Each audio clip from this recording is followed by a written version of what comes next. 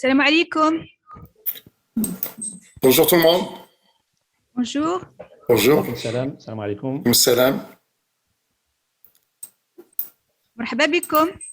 شكرا شكرا شكرا بارك الله فيك. شكرا. On attend la connexion de tous les panélistes. Ok. D'accord, c'est parfait. On n'arrive pas à faire fonctionner la vidéo, mais je pense que vous allez la libérer à un moment donné. Excellent. Parce que moi, j'essaie de la libérer, mais je n'ai pas accès en direct. Ouais, Parce que c'est l'autre qui contrôle l'image, ouais, la vidéo. C'est pareil de mon côté, effectivement. Ok, j'essaie de mon côté, mais ça fonctionne. Ils disent c'est le host, c'est lui qui a stoppé ça. Ouais, ouais. Ok.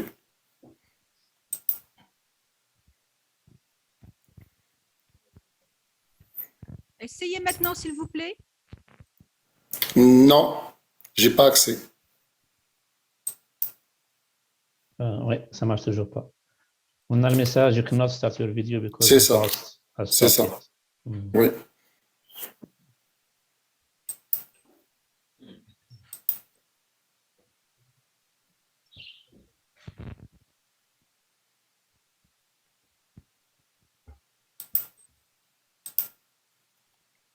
Bon, maintenant, c'est correct. Oui, c'est bon. On vous Excellent. Excellent. Salam alaikum. Oui, ça marche de mon côté aussi. Salam alaikum. Salam.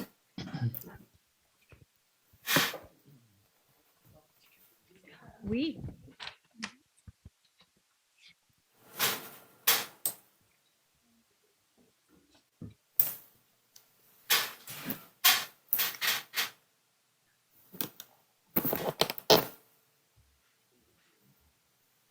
Je pense qu'on est au complet. Les 5 panélistes sont là. Oui, les 5, oui. Alors, professeur Taïeb, il a eu un imprévu, donc il ne va pas être parmi nous. Donc,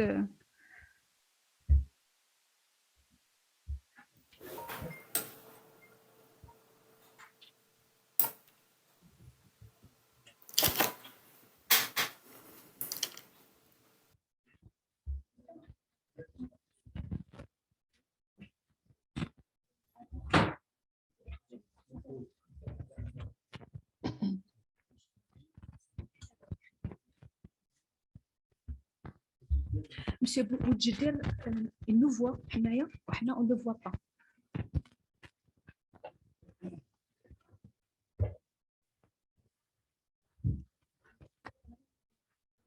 Là, il est connecté, mais on ne le voit pas.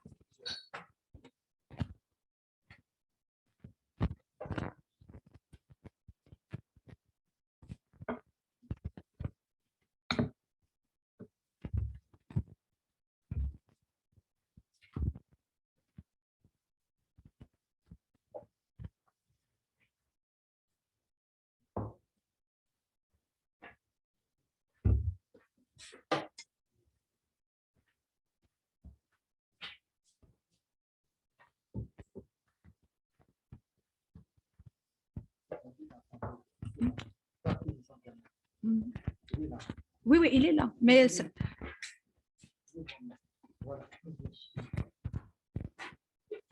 Monsieur Boudjidel, vous pouvez maintenant, voilà, activer votre caméra, c'est bon. Bonjour, merci. Alors, je pense que les 5 panélistes sont là. Voilà, donc les 5 panélistes sont là, donc on va lancer à la barakatillah. Est-ce que vous m'entendez? Oui, oui, on vous entend très bien. Oui. Merci. C'est bon? Alors, chers compatriotes de la diaspora scientifique basée au Canada, aux États-Unis et en Amérique latine, chers collègues, chers professeurs, je suis honorée d'ouvrir le 2e webinaire relatif au lancement des séances d'écoute et de consultation avec nos compétences marocaines du monde, organisé par le Ministère de l'Enseignement supérieur, de la Recherche scientifique et de l'Innovation, en partenariat avec le Conseil de la Communauté Marocaine à l'étranger et le Centre national pour la recherche scientifique et technique. Ces séances représentent une plateforme de discussion et de partage autour d'un objectif majeur qui est la contribution des compétences marocaines du monde dans la dynamique du PACTE ESRI 2030. Cette mobilisation s'inscrit dans l'effort national de mise à contribution de nos compétences marocaines à l'étranger au processus de développement de notre pays. Cet objectif a été déclaré solennellement par Sa Majesté le roi Mohammed VI, que Dieu le glorifie, dans son discours prononcé à l'occasion du 69e anniversaire de la révolution du roi et du peuple le 20 août 2022. À présent, permettez-moi de vous présenter d'une manière très succincte le plan d'accélération de la transformation de l'écosystème de l'enseignement supérieur, de la recherche scientifique et de l'innovation PACTE ESRI 2030. La présentation est partagée. Ça marche là? Le plan d'accélération de la transformation de l'écosystème de l'enseignement supérieur et de la recherche scientifique et de l'innovation, PACTE ESRI 2030, vise principalement à mobiliser l'ensemble des acteurs pour préparer des générations capables de relever les défis futurs et adopter des solutions intelligentes qui contribueront au développement socio-économique de notre pays et à son rayonnement international. 6 valeurs ont été adoptées comme principes fondamentaux qui régissent les différentes phases de l'élaboration du PACTE ESRI 2030. Transparence, éthique, excellence, équité, égalité des chances, résilience par la capacitation et l'ouverture. Le PACTE ESRI est structuré. Le PACTE ESRI est structuré selon 4 orientations stratégiques. L'excellence académique en opérant une réforme pédagogique globale et intégrée depuis la première année jusqu'au doctorat. Asseoir une recherche scientifique autour des priorités nationales et aux standards internationaux. Impulser de manière primordiale et consistante la gouvernance des institutions d'enseignement supérieur et de recherche et favoriser l'éclosion d'un écosystème de l'innovation.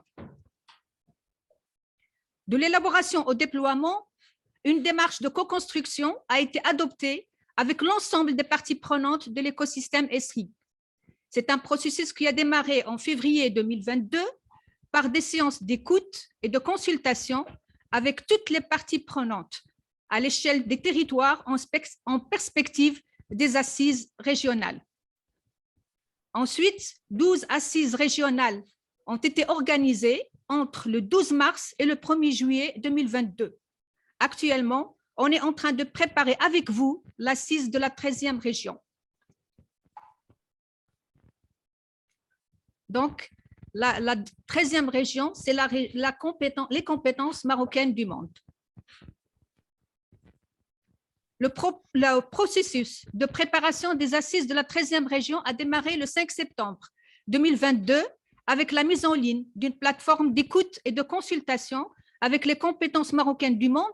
Elle favorise la participation élargie des compétences marocaines à l'étranger et de s'acquérir de près de leurs attentes et projections. La consultation est structurée selon 4 axes qui sont l'enseignement supérieur, les dispositions et les modalités de mobilité, la recherche scientifique et l'innovation.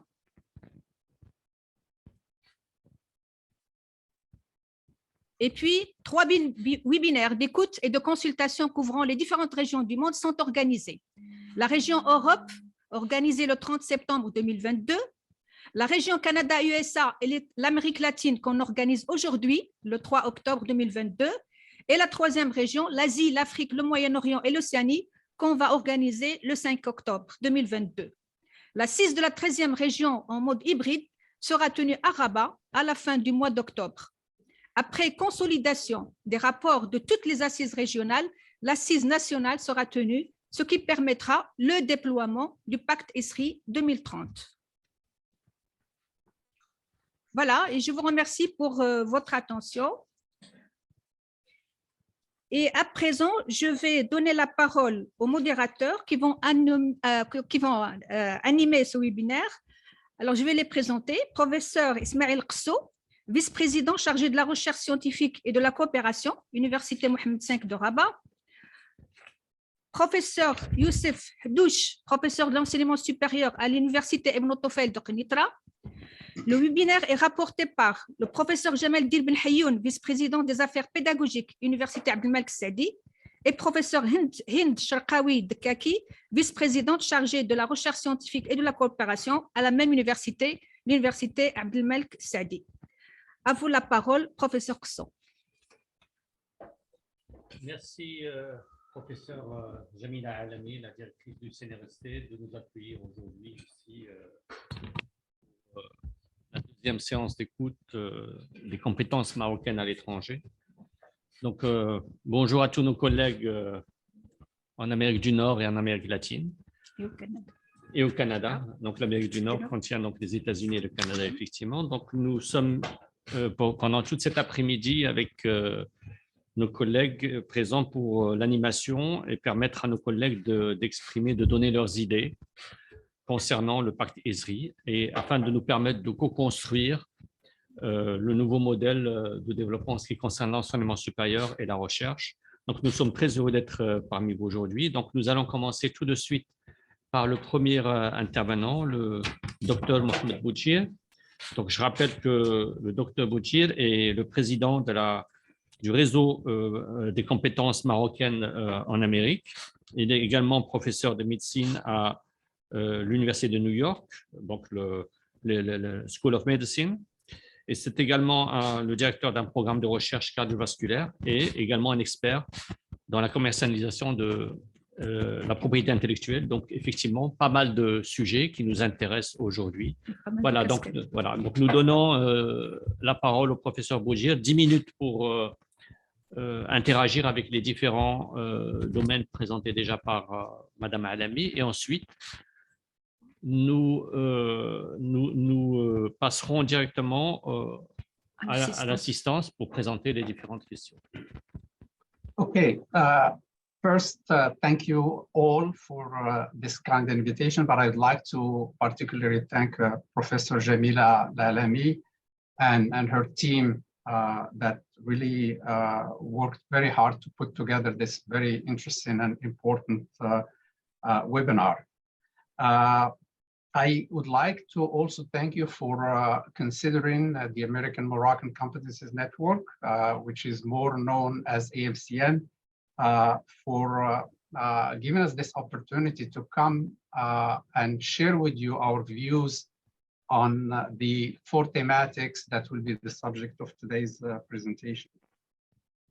So I know I was already introduced, but I'd like to give a little more information about myself. I think that will explain the context of what I will be talking about. And by the way, please remind me when my time is up.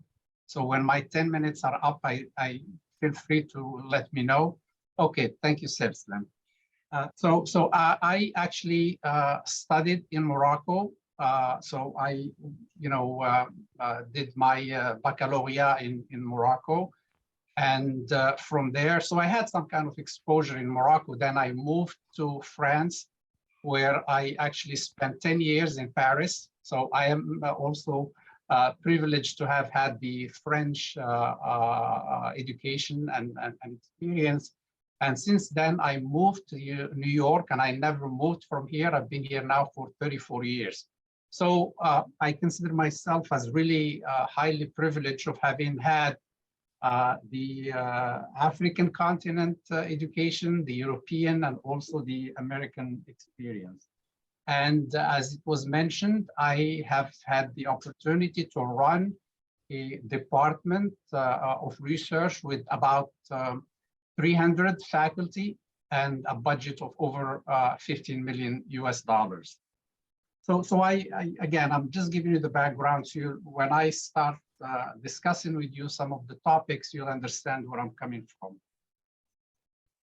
So now I already, usually make a disclosure to say that when we share with you our experiences and best practices, these are basically related to United States. So there is no expectations or comparison with Morocco or any other country. So please keep in mind whatever we tell you as a group AMCN is our experience in the US and anyone who's in the audience can, adapt and take whatever they think is feasible to them. So since we're going to be talking about the education system and innovation, I always would like to share a little experience, my own experience. So when I came to New York 34 years ago, I have one son. His name is Zachary, and when he was in the elementary school, one day he came home and he said, "Dad, they gave me this science project, and they asked me to develop a hypothesis." I have to tell you, I was really amazed. First time, I think he was third or fourth grade. And because I myself, I don't think I heard the word hypothesis until I was at the university level.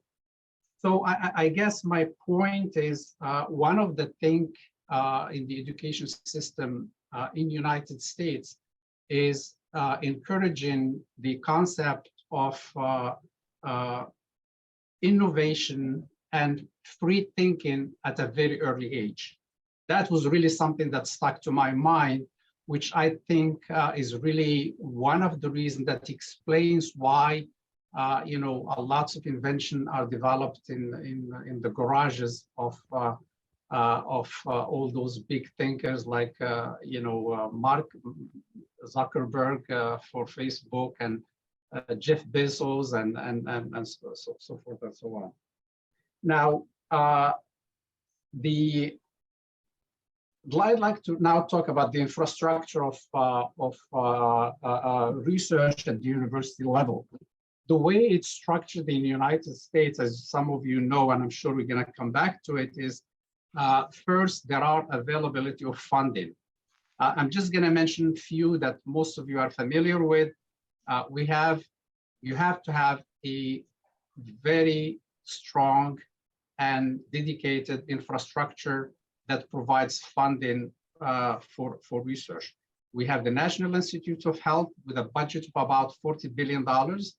We have the National Science Foundation with about $11 billion, and the DoD, or Department of Defense, which has a component for medical research with about $20 billion. So it's important that in any education system that is thinking of developing research, to have some kind of funding mechanism available to begin with.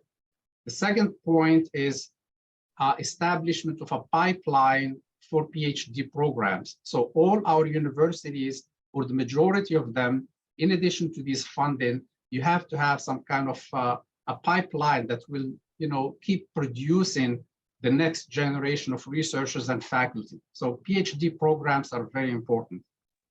The third one is a structured training and mentoring programs and continuing education for faculty. So it's important to have some form of close one-to-one mentoring for these pipeline PhDs. They cannot navigate the academic system on their own. So the training and mentoring is the third point. Then I think the international collaboration is really critical. You cannot work in a silo, in an island.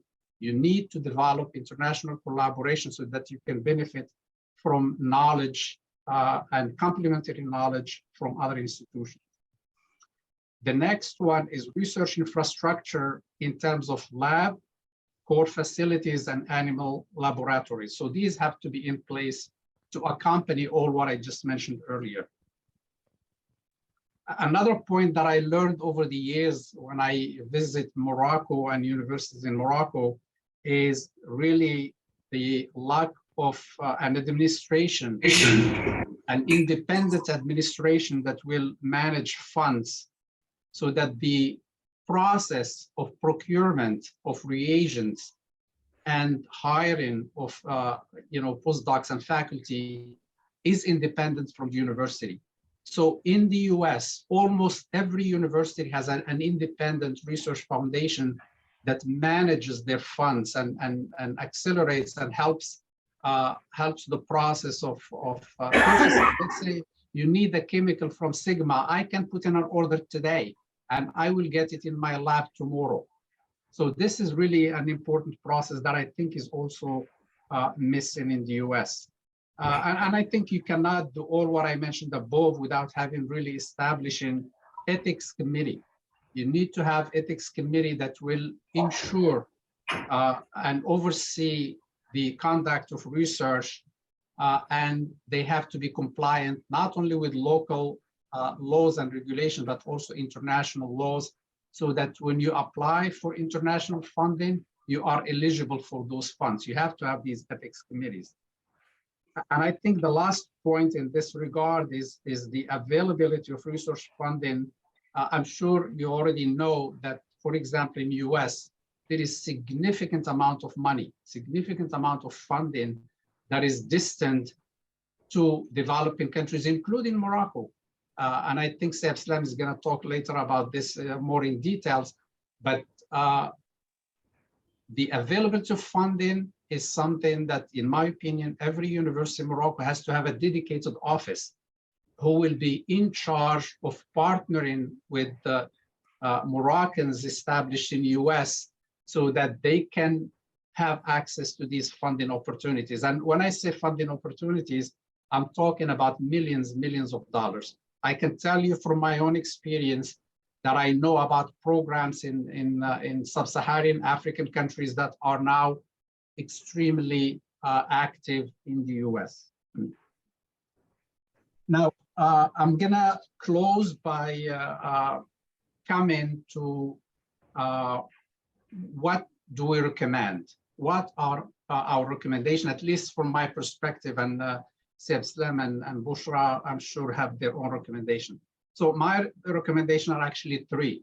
One is, it's really based on our experience from the past, having worked with many ministers of Minister of MRE, having worked with Ministry of Health, having worked with Ministry of Industry. As every other country, every 4 years, there is a turnover of new ministers, and there is lack of continuity in our efforts. As an AMCN, as a network of Moroccans residing abroad. And we came to the conclusion that we need, or Morocco needs to establish an executive board composed of high caliber Moroccan competencies to work directly with the relevant ministries in Morocco on an equal footing. And I'm not talking here about an advisory board. I am measuring my words. I am proposing an executive board which will have the equal input that will be working directly with the different ministries in Morocco. For example, people who are interested in health, they can work with the Ministry of Health. Those interested in higher education, scientific research can work with them. But suggestion number one is establishment of an executive board. Second is this board has to be incorporated or the status of this board has to be incorporated in the short and long-term strategic plan for the government. The reason I'm mentioning this is the successful partnership program with the diaspora, like in China, Singapore, South Korea, Japan, even Mexico. The strategic plan for the government, it really includes this in their planning. So you cannot just have a group of people come around every time there is an opportunity to discuss something and then they are dismissed. So the second one, not only the creation of the executive board, but its incorporation, the status of it incorporated in the strategic short and long-term plan of the government. So even if the government changes, the new government that comes into office can continue working with what has been already accomplished. And I think my last point, and I'm going to stop here, is it's really critical to leverage the already existing competencies of Moroccans abroad. And I did mention earlier during my previous talk to some of you that specifically in the US, we are less than 2% of Moroccan competencies, but we are about 40%. We represent 40% of the overall competencies worldwide. So therefore, it's extremely important to leverage and take advantage of the already existing competencies so that Morocco can hit the ground running today, while you are developing your own infrastructure and your own programs, which in general might take decades. And on this, I'd like to thank you, and I'll stop.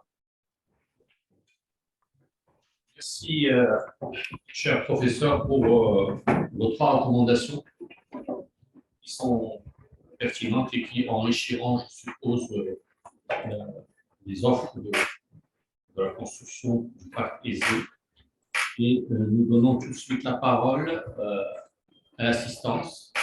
Nous allons commencer par...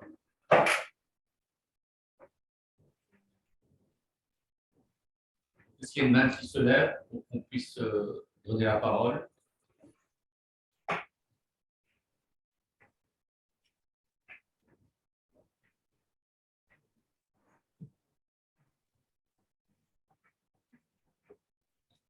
Bien, donc de toute façon, nous aurons encore le temps pendant toute l'après-midi de réceptionner les différentes demandes. Donc, s'il y a des personnes qui souhaitent intervenir, donc, elles auront l'occasion d'intervenir. Alors, je rappelle également que nous avons un système de traduction simultanée, français-anglais. Donc, les intervenants qui souhaitent intervenir en anglais, ils peuvent le faire, ou en français. Et puis, je rappelle également que tous les participants ont reçu un lien pour un formulaire à remplir qui vous permettra de tenir compte également de toutes leurs recommandations. Voilà. Je cède tout de suite la parole à mon collègue qui va reprendre la question. Thank you. Thank you, Professor Su. So it's a pleasure to have with us high talented higher education community, Moroccan higher education community, living and working in the United States of America. So with no further ado, I will give the floor to Dr. Bushra Bokata. So just a short quick data about Professor Bokata. She is the chair of the American Moroccan Competencies Network, known as ANCN. She is also a senior machine learning and artificial intelligence scientist and program manager at Amazon Robotics. I need to remind you that you have 10 minutes. I'm sorry, I'm time conscious, I have to say it. So, Professor Bokata, the floor is yours. Thank you. Thank you very much. So I will try to be brief and just first thank the committee here and thank you, Professor Jamila, for inviting us. This is a great honor and privilege, and I'll try to be brief. So first, I'll give a brief introduction. Thanks for calling me professor. I'm not a professor at the university, but I do teach occasionally, but thank you for the honor. I am a product of Moroccan education. So I got my bachelor's degree in applied math and statistics from the Abdelmalek University, Abdelmalek Saadi University in Tétouan. So very pleased to see that part of the committee here. They're representative from my dear university. And then I got a master's degree in computer science in machine learning and AI from Al Akhawain University. And then after that, I came to the US to get my PhD from Rensselaer Polytechnic Institute in New York, again in AI and machine learning. And then I started my journey really into applied research in a GE Research, Global Research Center in upstate New York, where I focused on working on machine learning applications and solutions for jet engines and aircraft engines for gas turbines and renewable energy, which is, I know it's a very important aspect as well in Morocco for wind turbines. And I'll talk about some kind of research there that is very relevant to Morocco. And right now, I've been lately really focused on robotics research, applying machine learning for robotics research. I'm also kind of like co-founder for Arab Women in Computing. We had several conferences actually, and one of them was in Morocco in 2019, which is really bringing women and attracting and retaining women in computing at early stages, even from middle school and up. Really, I'm very active with a lot of organizations like IEEE, AAAI, and ACM. And the reason why I'm focusing on highlighting these, because that's another very important aspect to add to what Dr. Boutejdir mentioned in terms of bringing research to the high caliber and I'm pretty sure Morocco has all the natural resources in terms of human resources. Mathematics, we are top mathematicians. We have very, very good background. That was one of the things when I got as a PhD student here in the US. They were really, really impressed with the level of education I got, which is the foundation for Morocco. So we do have that, and we need to tap into that, especially in the area of AI and machine learning. But again, the important aspect to get it to for research in higher education is what Dr. Boutejdir talked about, is there are 3 contributions to successful research that is applied research. So one, which is government funding. Dr. Boutejdir talked about DOE, DOD. So DOD, but there is DOE, which is Department of Energy as well. NIH, talks about NIH, and I'm gonna mention DARPA. DARPA, which has actually the biggest budgets, and IARPA, which is the intelligence, kind of like more on the data applications and AI applications. So that's kind of like the spin-off from DARPA. Those are very, very important funding, because the way they look at it is kind of like there's a longer term research, right? So longer term research, 5, 10 years research, which doesn't have to have a return on investment right away. And that actually is very, very important. The second part, which is kind of like a little bit the midterm research or midterm, which is incubation within universities for research. And that's very, very important. So having that safe haven for new ideas, these garages, as Dr. Boutejdir mentioned, but there is like an ecosystem for them to live and thrive before they make it into the wild or in the real world. And then the shorter term, which is funding from industry.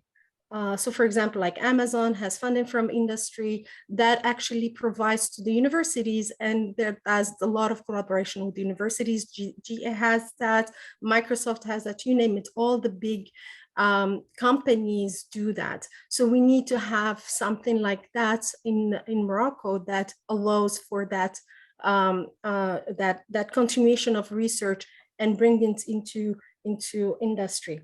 And another important aspect why it's not only about education is that continuous pipeline, as Dr. Boutejdir mentioned. It's bringing universities closer to industry and industry closer to the universities by having a pipeline of PhD students doing internships, co-ops that are research focused and give back, but both both ways, which I believe it's a key to the success of these big companies and the government and the universities as well. And then a lot of the companies, actually, most of the companies that are really great companies, they invest a lot in research.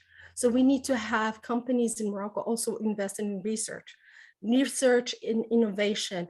Being followers or just following the trend does not cut it. A lot of companies, especially now with what we're seeing with all the turmoil, with the stocks going down and all that, the ones that are surviving are the ones who are able to innovate. So we need to get that as part of the DNA and the thinking of the companies in Morocco. And startups. It's also a lot of really, really good important aspects to think about. And those startups, that's why I was talking about incubation in universities. That's their safe haven, and also having funding from venture capital. So we need to have that kind of like a mentality. And I will close with one thing that is very important, which is Having affiliations, universities, I know I've been involved a lot with some of the universities like l'École Mohammediya des Ingénieurs, l'Incias, Al-Akhawain University, in getting actually involvements in international organizations like IEEE, ACM, and so on. Again, I'm talking about my field. I'm pretty sure there are lots for other fields as well. But what this allows is it allows for internships, scholarships for students to go to conferences, to do collaboration with other universities, and exposes them also to international funding as well, and also exposes them to a lot of international or multinational, I would say, companies. So those are very, very important venues, and giving them access to, for example, IEEE and ACM, they do provide access to universities for a really, I mean, very either symbolic, or there's a lot of funding that can cover for students to be members, but it is very, very important in terms of research and advancement for their career. So those are kind of like some of the aspects I wanted to mention, and mentorship. Use as not only as pipeline for providing venues at that high level, but also helping with the students. I'm very active with mentoring a lot of students that are in Morocco, but it would be good also to allow them to know that there are ways that they can tap into competencies outside of Morocco to get guidance through their career as students, but also beyond. And thank you again for this opportunity. Okay, thank you, Dr. Bogata, for sharing your experience and expertise. I'd just like to remind the audience, maybe the main points that you mentioned in your presentation. So, especially this creating bridges between university and industries, either at the local, national, or international level. So thank you again for all the insights that you have shared with us. Now, I think we need to move and see if we have any questions from the audience. So please, you can raise your hand if you have any question or a comment.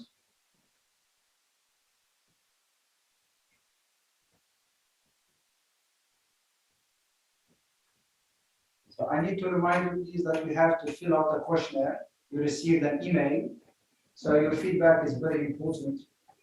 So please, you are kindly requested to fill out the questionnaire. Do we have any questions from the audience?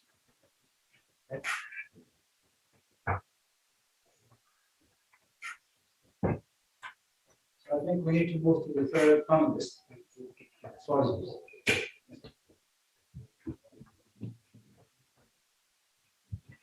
Merci, chers collègues. Donc, nous passons effectivement au troisième panéliste et nous avons donc le plaisir d'accueillir le professeur Amslam Idrissi. Donc, je vais faire la présentation de son CV en anglais pour voilà, les choses. Donc, he's a co-chair of the Health and Biomedical Science thematic group of the American Moroccan Competences Network. He's also a professor of developmental and cognitive neuroscience at the City University of New York. He has been at this university since 2003. He's the vice president of the International Touring Society, and he directs an internship program for medical students. And also, he's a board member of the High Council of Moroccan American Scholars and Academics. So he has a lot of things to talk with us about research, about education, about innovation, but also about mobility programs, since he is leading many internship and program for medical students, and maybe he can help us also developing collaboration between American University and Moroccan University. So the floor is yours. السلام عليكم وشكرا. Thank you everybody. شكرا Madam العالمي for organizing this, and thanks for everybody for organizing this. And their timer, on time.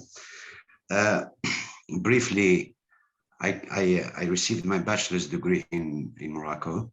I came here. I did a master's degree in neuroendocrinology, followed by another master in physiology, then a doctorate degree in physiology and neuroscience.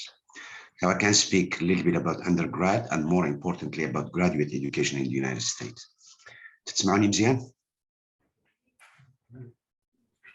Do you hear me well? Yes, yes, yes. Thank you. I also served as a chair of the biology department for a while, then the chair of neuroscience program. And this neuroscience program deals with PhD education at PhD level. So let me just start up by saying we're not comparing the United States to Morocco, but through my collaborations, I have a little flavor how things go in Morocco, and I can speak of what goes on here, and eventually you'll be able to pick up the best practices. I would like to start first with the mechanism by which we get funding to do our research. So it starts from professor being hired, and this is Boshra touched upon this. Based on the university needs, they're gonna hire a professor in certain area or certain research interest. So you would need to provide that professor with startup money to be able to do whatever research he is going to do or she is going to do. Now, once the professor starts, that professor is expected to return that money eventually prior to getting his tenure. The tenure procedure in the United States is on average for 7 years. So if they give you $500,000, you are expected to bring back $500,000 or maybe more, which is most likely the case. Once the professor get the startup money, eventually you're going to start up your research agenda, but funding, which research, as you know, requires a lot of funding, depends on the ability of that professor to attract external funds. There are many mechanisms that I'm going to go through very quickly that will help the new hired professor, of course, obtain funds. So we have a union. Professors are unionized. We contribute certain amount of money, and it's almost guaranteed that we get it's $3,500. There are 3 modules: $3,500, $6,000, or $12,000 a year. This is from union funds. It's slightly competitive, but it's internal. You don't need no external review. So you almost guarantee that little money every year, coming again from the union. Within the university, there is something called provost scholarship. It gives you a semester off to do big project, collaborative project and stuff like that. This allows you to, for example, to travel to another university. You are paid by your home university, but you do research at another institution. So you are paid for that. The third thing is university-wide. Let's say a university has some extra fund. They want to promote a certain program. So we're talking, by the way, $30,000, $40,000. We're not talking a lot of money. The other thing is sabbatical leave, which professors are allowed to take every 7 years. So 7 years, I can take a year off. I will be paid 80%, which I can split over 2 semesters. But the idea here, again, is to write a book, to collaborate on a big project or something like that. Now, all these grants, of course, all these collaboration almost always leads to institutional collaborations, manuscript, and grants for big grants, which are, so after the university, they come the foundations. So foundations here in the United States, there are a lot of foundations. Each is interested in various areas. I work with Alzheimer's Foundation, with Autism Foundation. So these, they give approximately between 50 and 100,000, which again, to do research in their area of interest. Now, once you establish yourself at the university, by the way, we're talking now 3 years, a professor will undergo a midterm review. Professors are reappointed every year by internally. 3 years, you will send the dossier of that professor for an external institution for evaluation. So a person might be fired 3 years later. And I was involved in this a lot because I was the chair. This is one of the jobs of the chair of the department, or reappointment and evaluation. So it's really merit-based. So once you establish this collaboration, you apply for NIH, for these big federal agencies. So this will be the equivalent of Wizarat Ta'lim, the Ministry of Education, the Health, whatever, whoever support research in Morocco. These grants are usually large grants.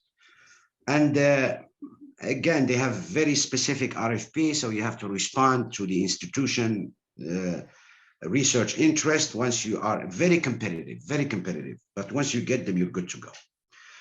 The National Institute of Health has 23 institutions, I think. One of them is international, which is called the Fargati International Center. And this is where Morocco can benefit big time.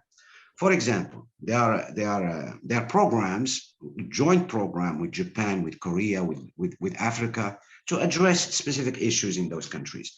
Morocco, for example, can do a match-up fund where the National Institute of Health would produce these programs, but this has happened at the government level. The Minister of Health, the Minister of Education will be involved in these things to lay a path for scientists, professors from Morocco to collaborate with their counterpart here in the United States.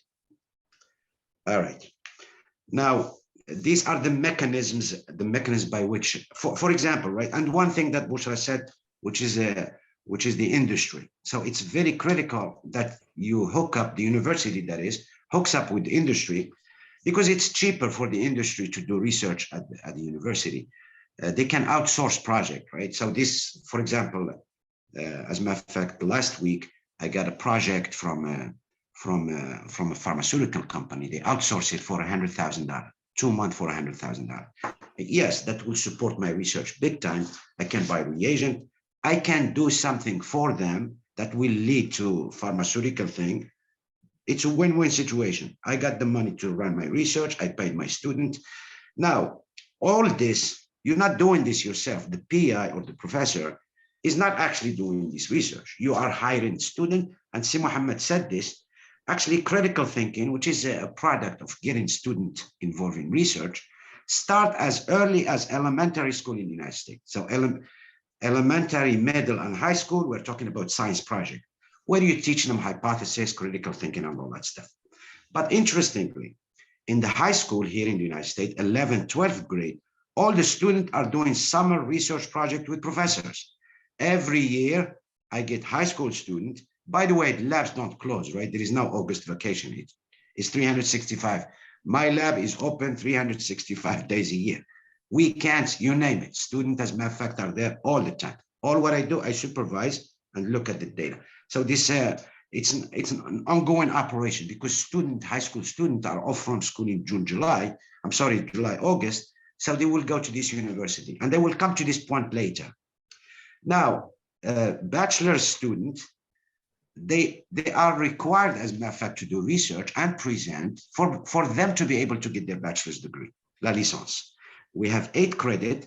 So student, again, will do research for at least a year.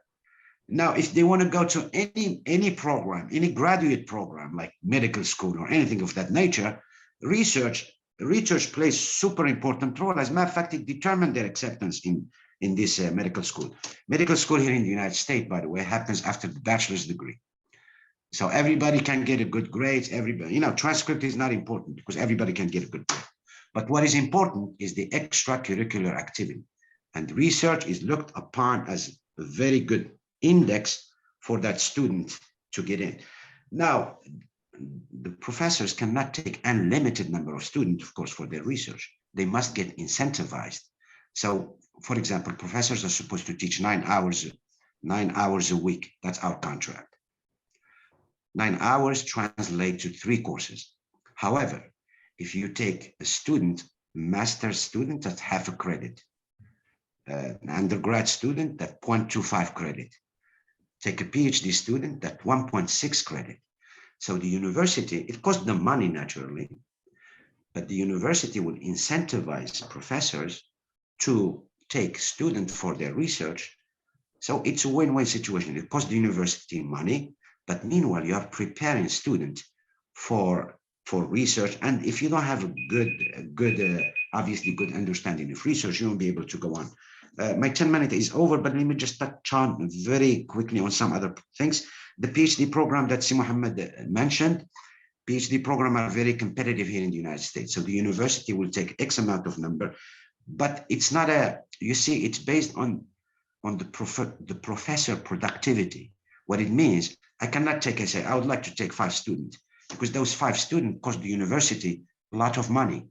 Those students will teach, all right, but I have to contribute to their funding. Therefore, if I'm not productive, I won't be able to get, it's like a vicious cycle. If you're doing good, you prosper. If you're not doing good, that's it. So for me to do anything, I have to be productive. Otherwise, I won't be able to get any advantages. Masters, right? There is very good, something Bushra said. I created a master's program, which is called Masters of Biotechnology. Student, it's 30 credit. Student will take a year and a half in the university, and 6 months, they will go to pharmaceutical companies. Again, by the time they get their master's degree, they are already recruited at the university, right? It works beautiful for everybody.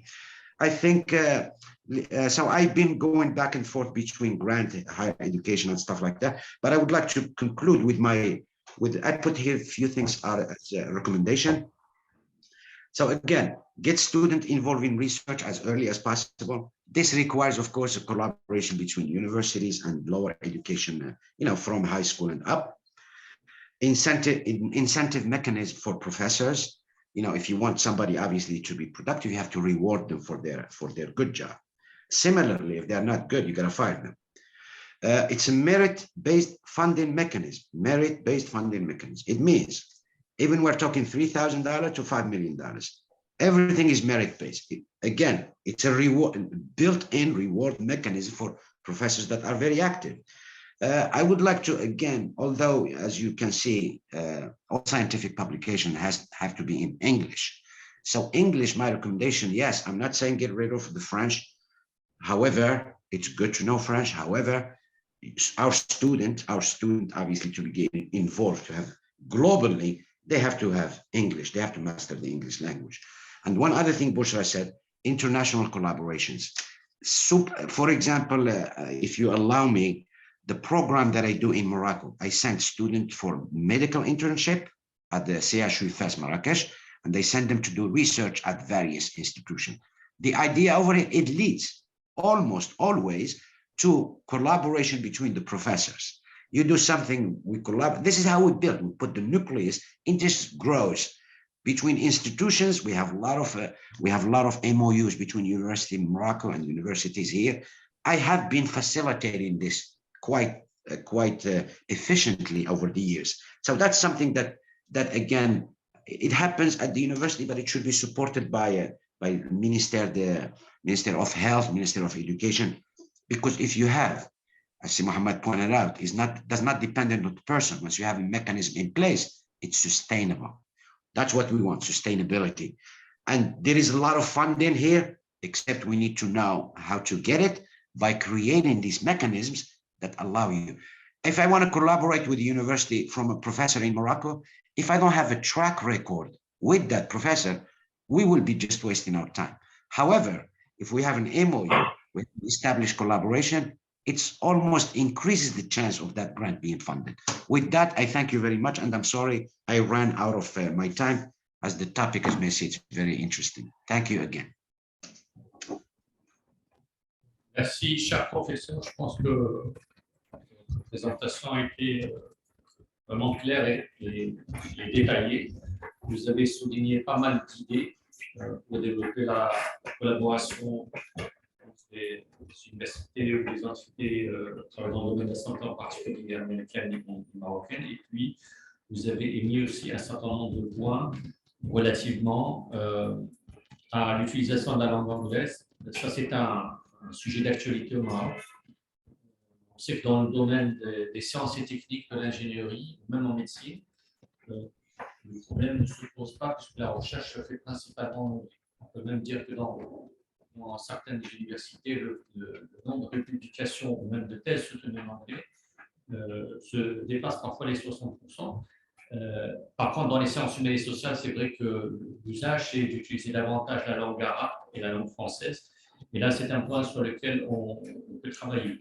Alors, je note également que parmi presque tous les intervenants, ils sont tous du domaine des sciences et techniques, alors que le domaine des sciences humaines et sociales est également un sujet d'actualité et intéressant.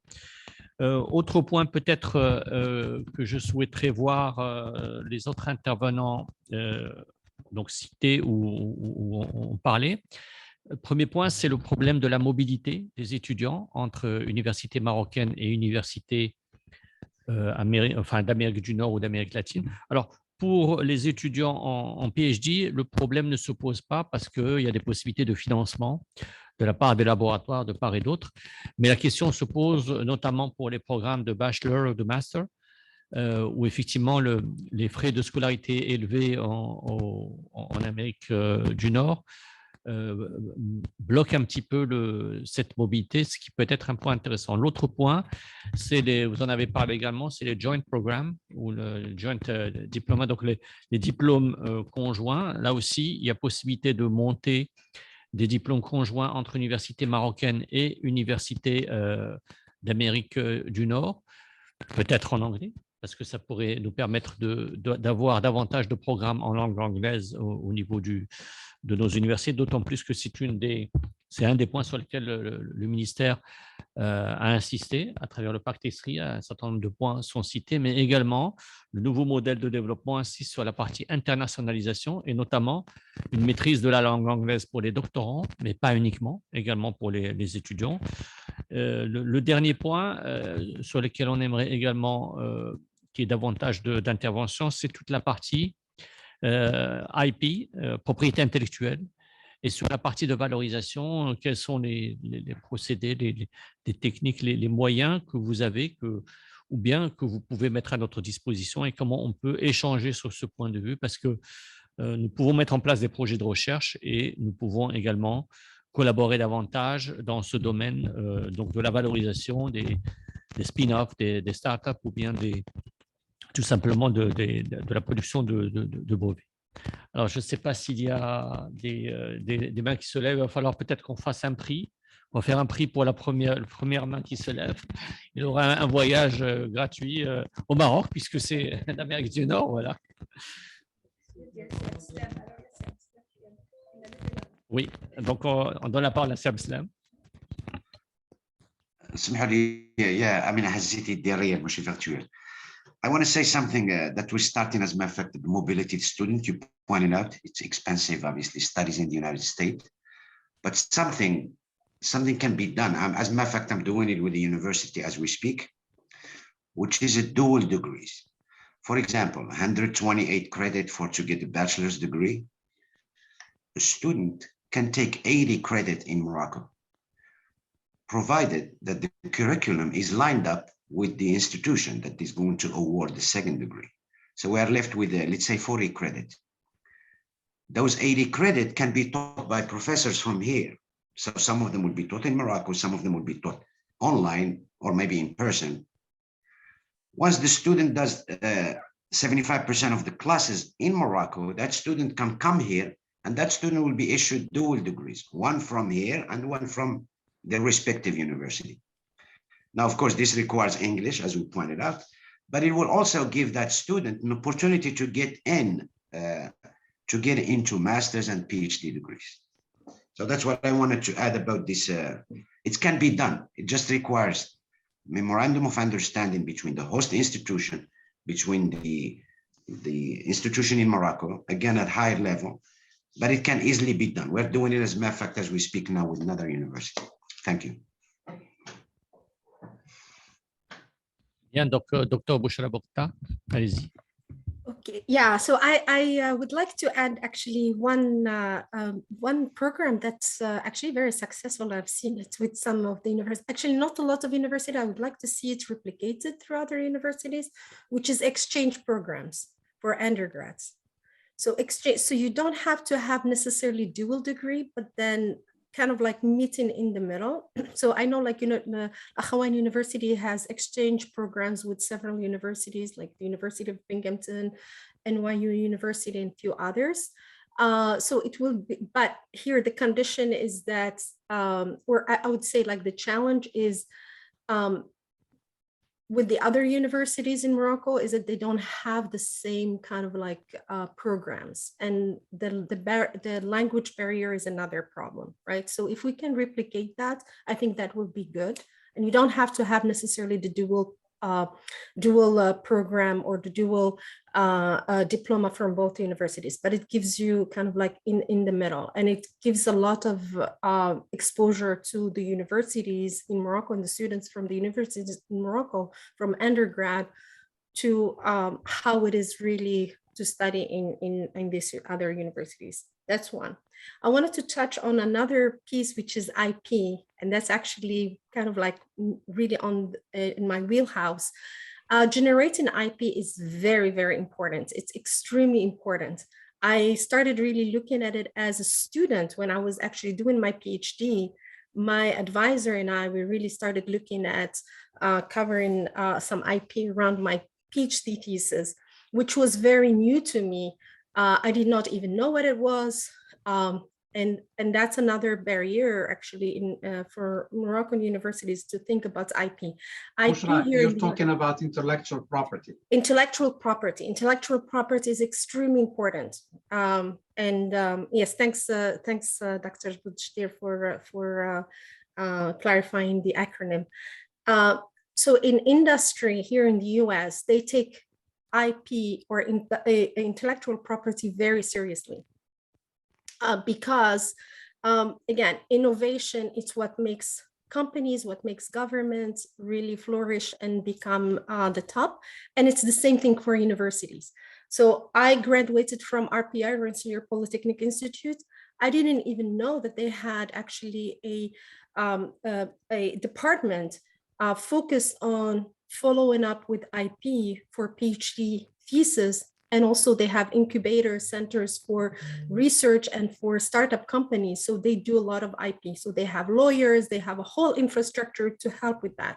A lot of big universities like MIT, I'm pretty sure NYU, they have that. A lot of universities that are following that. So that's another thing to think about. And also what it allows them, for example, I talked about getting funding for that from DARPA, DOD, NIH and all that. There's an IP aspect to that. So when there's collaboration between universities and industry, they really also want to protect their intellectual property. So having an infrastructure at the university to facilitate that will enable more collaboration and research with industry and the government as well. However, there's one thing I want to highlight. When looking at intellectual property, there are laws and there are international laws for that. I'm not a lawyer. However, I had to deal with this intensively as I was working, and I'm still working for multinational companies. So making sure that when intellectual property is filed in one country, it is replicated in other countries. There are lots of stories of intellectual properties being actually violated in some of the countries in Asia, especially, and in some other countries. I don't want to mention specifically which countries, but I guess everyone knows what I'm talking about. What is another important thing is, and this is something that my mentors are very important in this aspect. That's why I kept talking about mentors. Mentors are really great in helping students throughout their career, and professors and in industry to know when and what to protect in terms of IP and how to do it.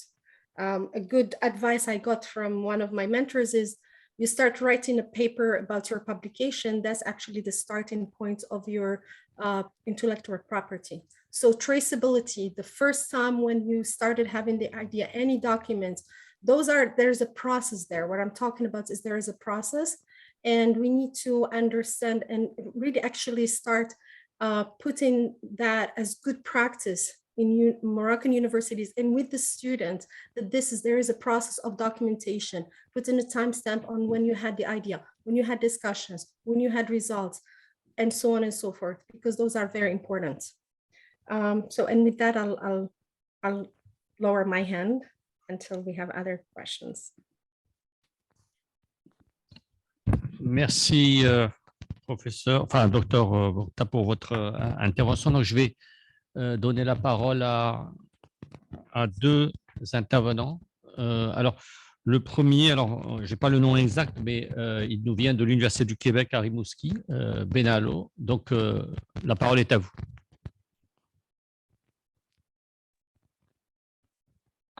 Rimouski? Oui, bonjour. Loubna Benabo, à l'Université du Québec à Rimouski. Désolée, c'est mon niveau de Zoom, c'est automatique, celui de l'université. Alors, d'abord, thank you, Professor Alami, for the invitation. It's a really pleasure today to discover colleagues here in North America with such interesting profiles and enriching experiences.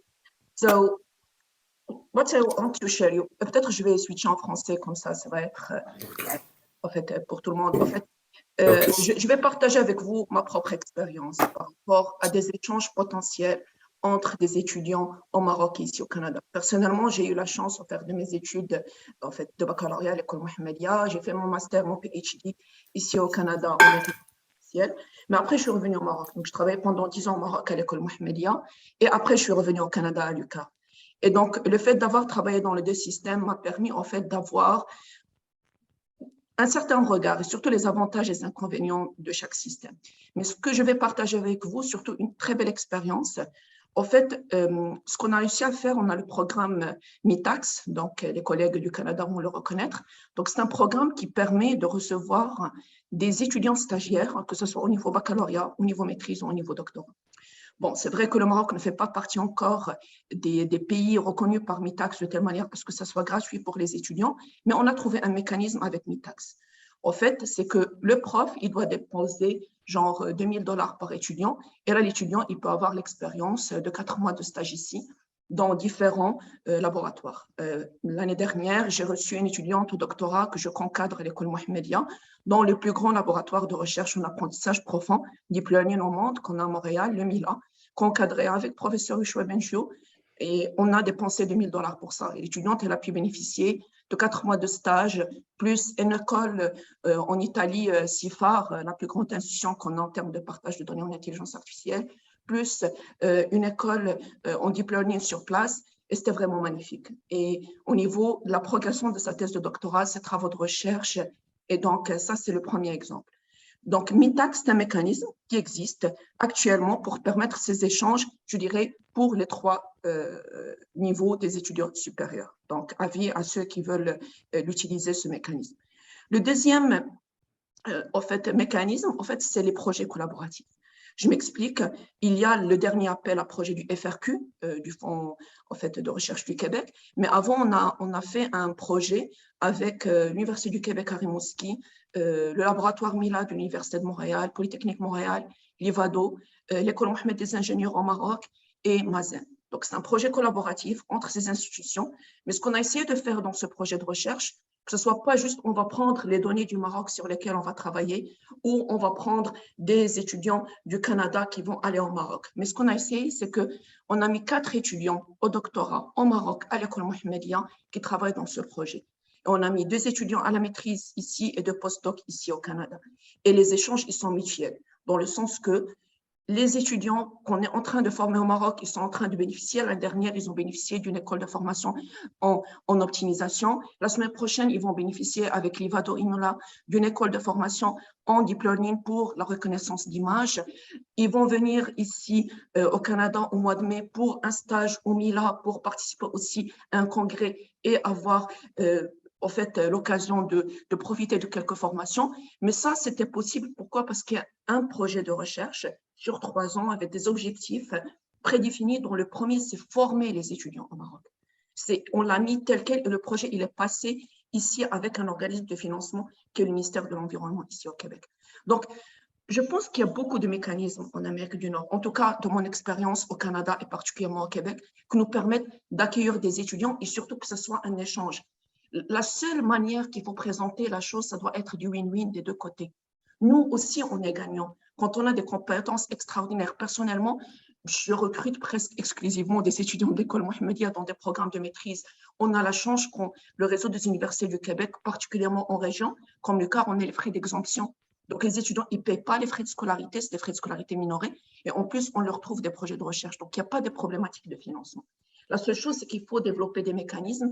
En fait, en tout cas, dans le domaine de recherche en intelligence artificielle, particulièrement en machine learning, il y a beaucoup d'opportunités qui existent et qu'on pourra, je dirais, institutionnaliser et systématiser pour que, au-delà des étudiants, par exemple, que je connais, les collègues avec qui je travaille, avec une forte collaboration à l'école Mohammedia, qu'on pourrait généraliser pour votre institution. Merci. Merci pour votre intervention très intéressante avec pas mal d'idées. Donc, je passe tout de suite la parole à un autre intervenant qui a demandé la parole, M. Wael Bennis.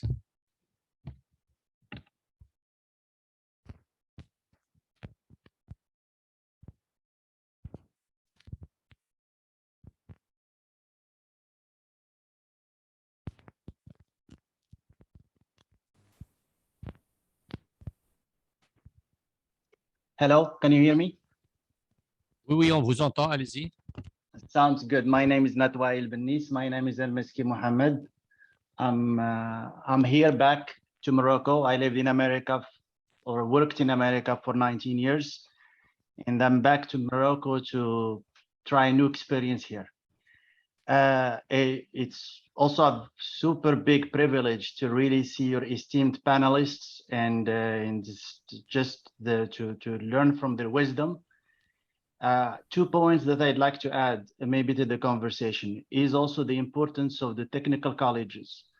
And the technical colleges are very important parts of the equation of the solution as well, because again, we're not just talking about the 4-year colleges or the PhD programs.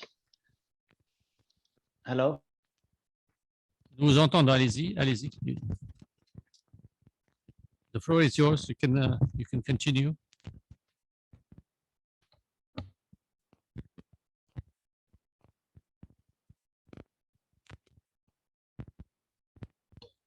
Il faudrait activer votre micro. Voilà, c'est bon. I did. Can you hear me now? Oui, oui, on vous entend maintenant.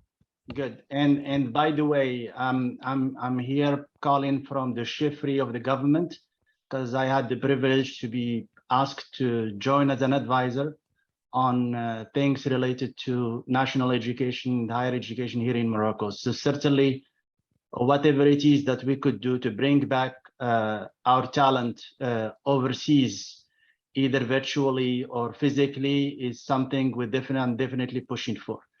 The element that I was pushing for specifically, really in terms of higher ed, as I said, is the ecosystem. And the ecosystem starts with the biggest provider of higher ed in the United States, which are the community colleges and the technical colleges. And this is a very important solution for democratizing higher education in the United States. As you know, it can be super expensive, but at the same time, there are enough creative configurations for students who just want to have an associate degree, and they can get an associate degree at a very affordable price in the United States community technical colleges. And this is certainly, I think, something that I'd like us to expand our conversation to, as to what kind of expertise and experience and collaboration we can get with those colleges from the community and technical colleges in the United States. So let's focus in on higher ed thinking. Higher ed science is important, but making sure we have the infrastructure and the critical mass in terms of researchers. And I heard graduate students and doctoral students is very important. We live in an era where an Einstein is not enough. And I believe I've heard this time and again from the panelists. It's a teamwork and it's a collaborative work, and it's also a breeding ground of we want them in the hundreds, this is how we're going to really bring Morocco into, I would call it higher end scientific research, but higher end scientific research just comprehensive. Another element that was raised also as maybe a question to discuss is the place of human and social sciences. It's critical because, again, at the nexus of all of this is human development. And if we're talking about human development, we need well-networked and well-connected students and researchers who are really familiar with anthropology, and they can do ethnographic work, and they can also communicate on anthropology and ethnographic work and what does that mean to human development, because we know where we stand in terms of our human development index at the international level. And I know that every single faculty and researcher that we have the privilege to work with today are asking this question: we're doing all of this, so what? How is that going to move the needle on economic and social development in our country? So certainly, I think bringing in this type of partners from a political science standpoint, from an anthropological standpoint, being part of this conversation is important, because these are the ones who will also help bridge the divide between looking at science just from, I would say, very self-interested technological standpoint into science in the service of human development, which is a very, very important piece to bring into the equation. One final question, if I may end with, is really for the panelists, is Morocco is working super hard to bring as many people back to Morocco as possible. My question to you all, what are the creative ways to make sure that we tap this expertise, but we tap this expertise in a sustainable manner? So this, I mean here, it doesn't have to be total 100% physical presence, but virtual presence, partnership with respective organizations, bringing Moroccans up, as you said, in terms of research ventures, etc. Different configurations. So it's not just like the Chinese model, bring them, give them a bonus, they come to China and stay there for an X period of years or an X amount of years, but really making sure that they come in, we sustain their contribution, but at the same time they have the flexibility to go back, and it's not a loss. So it's really thinking about the virtuous cycle. Thank you. Merci beaucoup pour votre intervention et pour vos idées très pertinentes. Alors, nous allons tout de suite donner la parole au prochain intervenant, et je cède la parole à mon collègue Sianouch. Thank you, Professor Ksou. So the next panelist is Dr. Rashid Moudrik. Well, a few words about Dr. Rashid Moudrik. He's the founder and president of the Moroccan Aeronautics Experts Network of North America. He has over 24 years of experience in various aerospace companies, to mention a few, Bombardier and Airbus. He's also a lecturer in aeronautics at various universities in Montreal, in the United States, and also in Morocco. Dr. Rashid Moudrik, the floor is yours.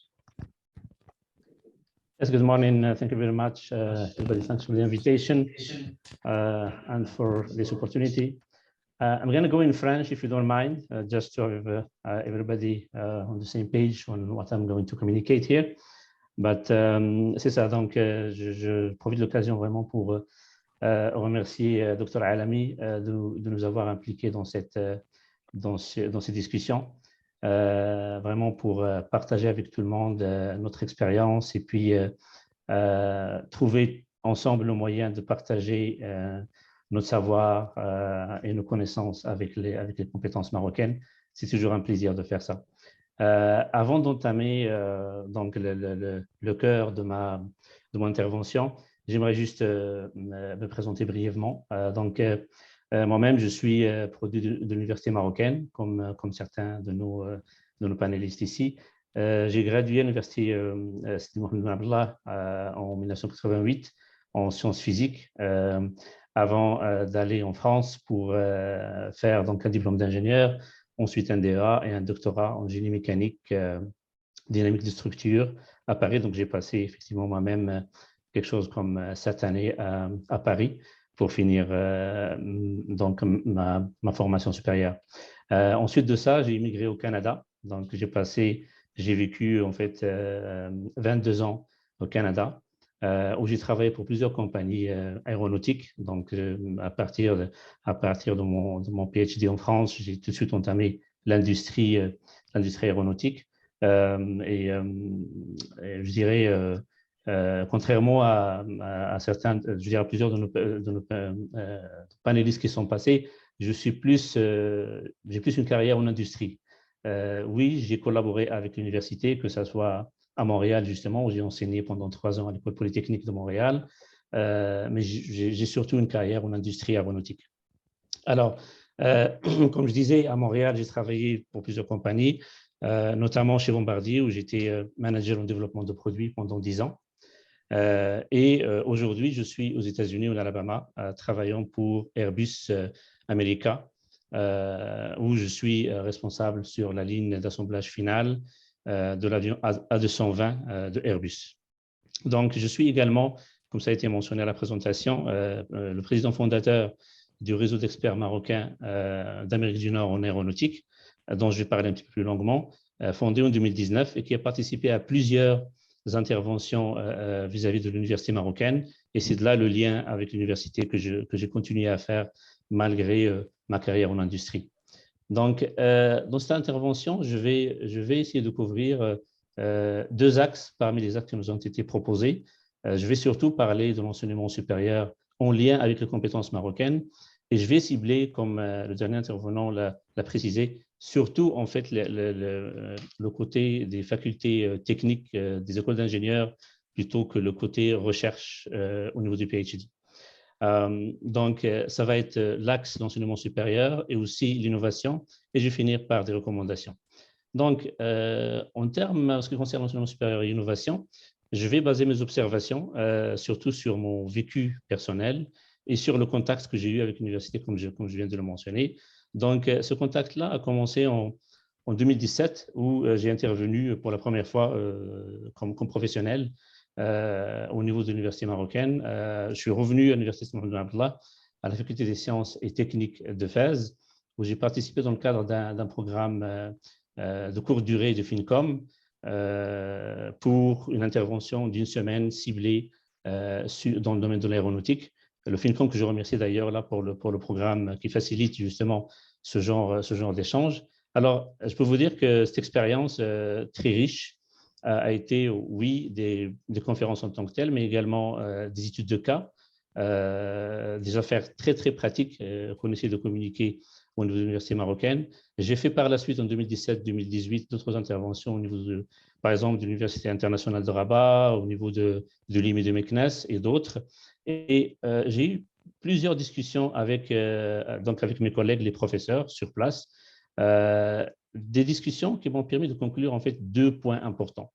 On était tous d'accord effectivement que le professeur enseignant au Maroc est très compétent sur le plan fondamental. On n'a rien à dire, on en a parlé. Effectivement, nous les Marocains, on est connus par le côté très mathématique, très théorique, et là-dessus, les professeurs marocains sont très compétents là-dessus. Ce que j'ai observé par contre, c'est que malheureusement, en fait, je dirais très peu de professeurs marocains ont une expérience dans l'industrie, une expérience pratique qu'ils pourront communiquer aux étudiants, ne serait-ce que par des exemples, par exemple, très, très réels, vécus dans l'industrie, pour qu'ils puissent faire le lien direct avec les équations qu'ils apprennent, donc toute la théorie qu'ils apprennent et le monde réel de l'industrie. Donc ça sortait et on était tous d'accord. Là, ce n'était pas mon observation, c'était une observation commune avec mes collègues au Maroc. Et la deuxième observation que j'ai faite, c'est que des interventions d'un seul individu, ce que je faisais à ce moment-là, ne seraient jamais suffisantes et il y aura un impact très, très faible. Je suis venu sur 2 années à peu près. donc j'intervenais une semaine ou deux, ce n'est pas suffisant. Et ça a été mentionné par plusieurs de mes collègues, les professeurs panélistes, c'est qu'il faut vraiment se mettre en équipe, il faut se mettre en groupe pour avoir un impact plus important. Et c'est ce qui m'a décidé, suite à la discussion justement avec mes collègues au Maroc, de créer le groupe dont j'ai parlé, là, dont je suis le président, Eman Aerospace, pour vraiment avoir un impact plus important. Alors en 2019, on s'est mis, au début, on était 7 personnes du Canada, parce que j'étais au Canada à ce moment-là, et on a créé ce groupe-là pour l'aéronautique spécifiquement dans ce cas-là, et qui inclut donc des compétences vraiment qui couvrent toutes les disciplines. Par la suite, donc notre groupe a augmenté de volume. Aujourd'hui, on est à peu près 35 personnes qui couvrent vraiment la plupart, presque toutes les disciplines dans un avion. Donc, évidemment, les structures, les systèmes, l'avionique, les logiciels, l'acoustique, les matériaux. Et on a aussi parmi nous quelques professeurs d'université qui apportent leur côté justement recherche et développement. Mais la plupart, c'est vraiment des industriels, des gens qui ont entre je dirais, 5 à 20 ans d'expérience dans l'industrie, qui ont passé, qui ont cassé leurs dents vraiment sur le floor, comme on dit, dans des compagnies industrielles, les Bombardier, les Gulfstream et autres, les Airbus, etc., les Boeing. Donc, on a accumulé vraiment un très grand nombre d'expériences qu'on veut communiquer au Maroc, et c'est sur ce plan-là que moi et mon groupe, on intervient, et sur lequel justement mon intervention ici tient donc plus que sur de la recherche au niveau PhD. Alors, depuis 2019, nous avons fait en fait 4 universités d'été. Donc, le modèle que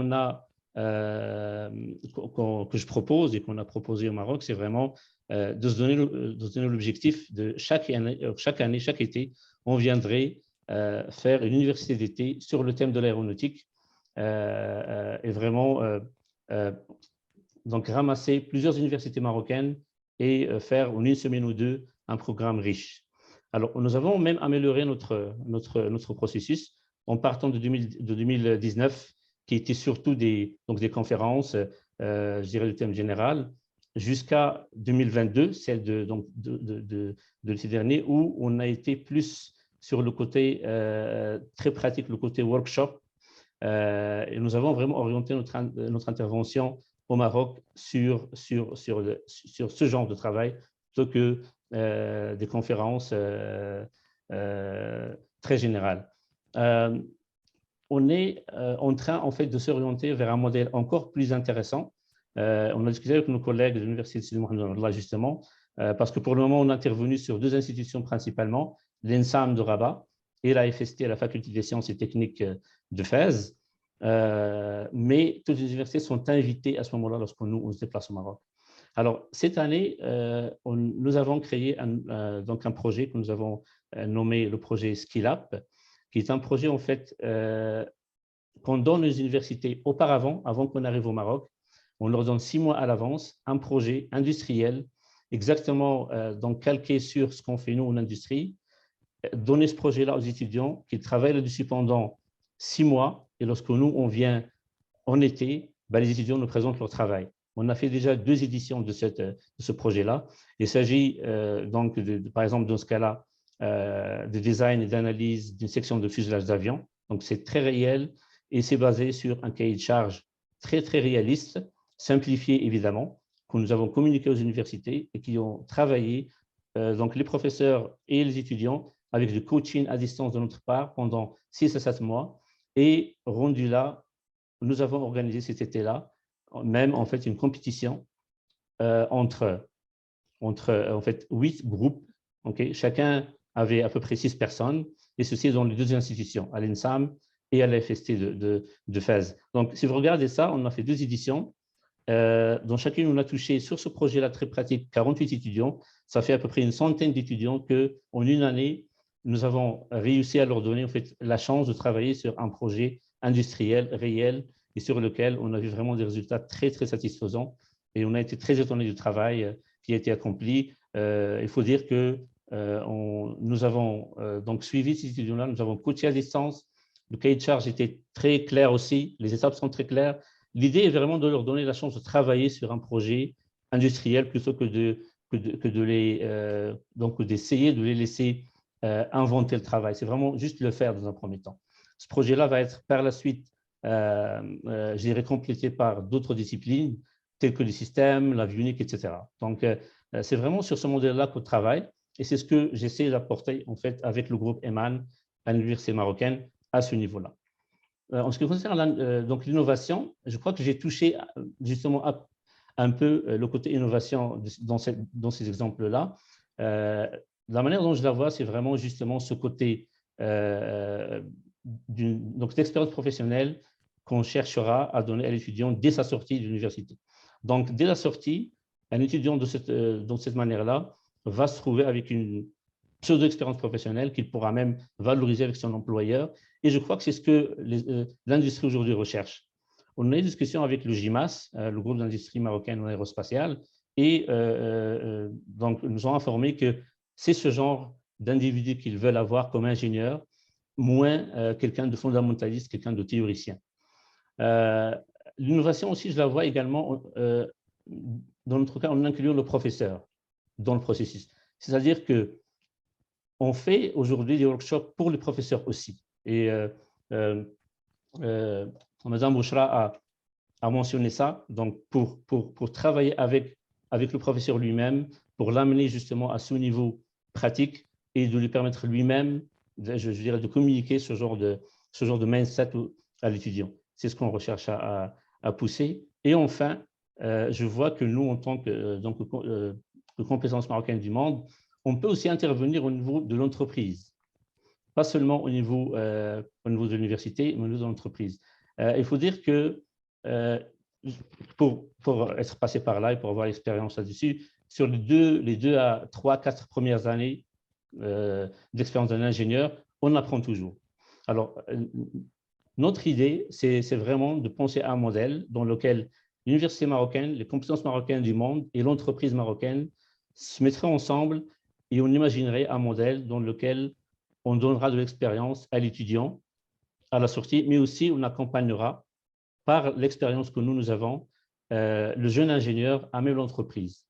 Donc, c'est quelque chose sur lequel on a commencé des réflexions, justement avec le GIMAS, mais aussi avec des collègues à l'université.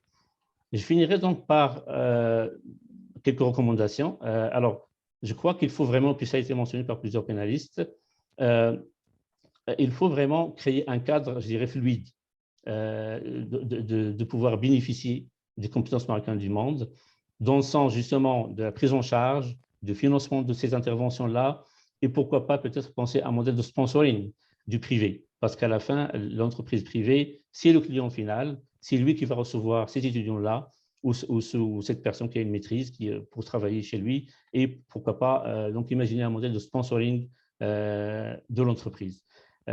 Évidemment, j'ai mentionné la formation continue en entreprise, en utilisant les compétences marocaines du monde. Et je finirai par un point très important, c'est qu'il faut, je pense, s'assurer d'équiper l'université marocaine par les bons équipements qu'il faut pour faire des workshops.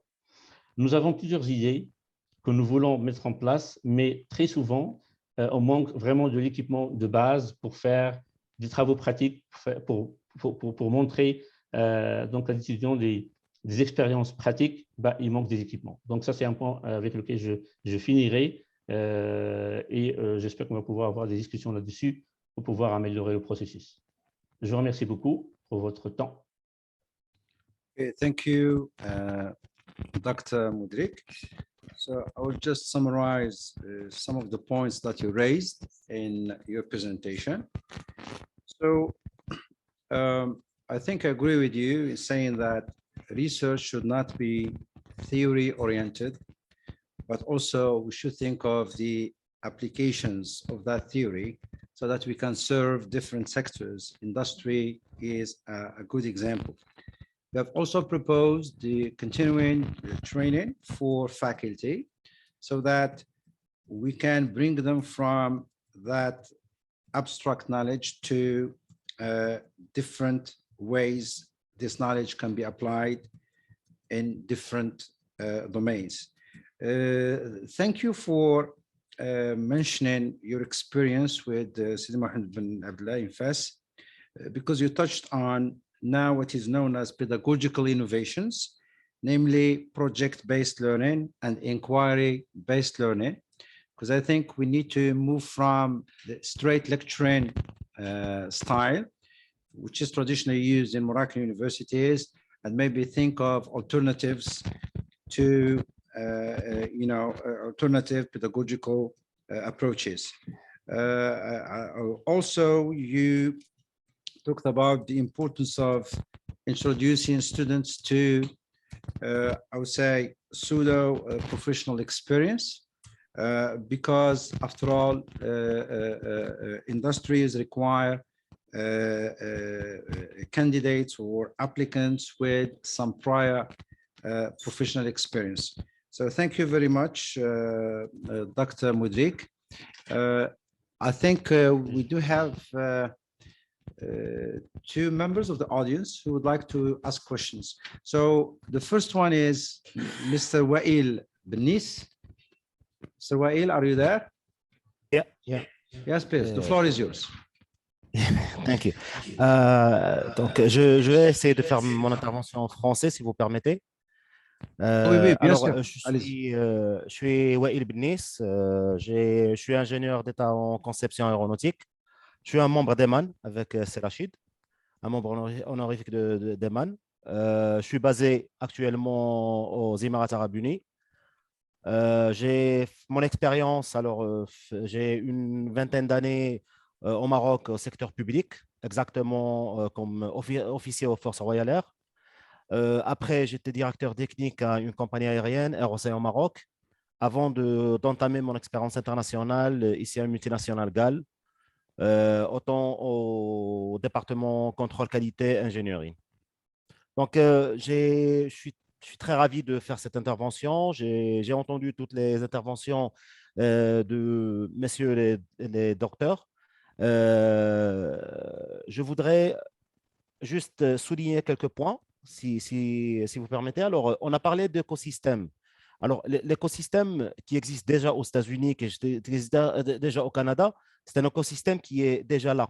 Donc, pour pouvoir parler, à mon avis, de cet écosystème au Maroc, je pense qu'il faut d'abord démarrer, comme a souligné plusieurs intervenants, depuis le début. Donc, depuis le lycée, depuis le collège, pour pouvoir aller jusqu'à parler de l'université et des PhD.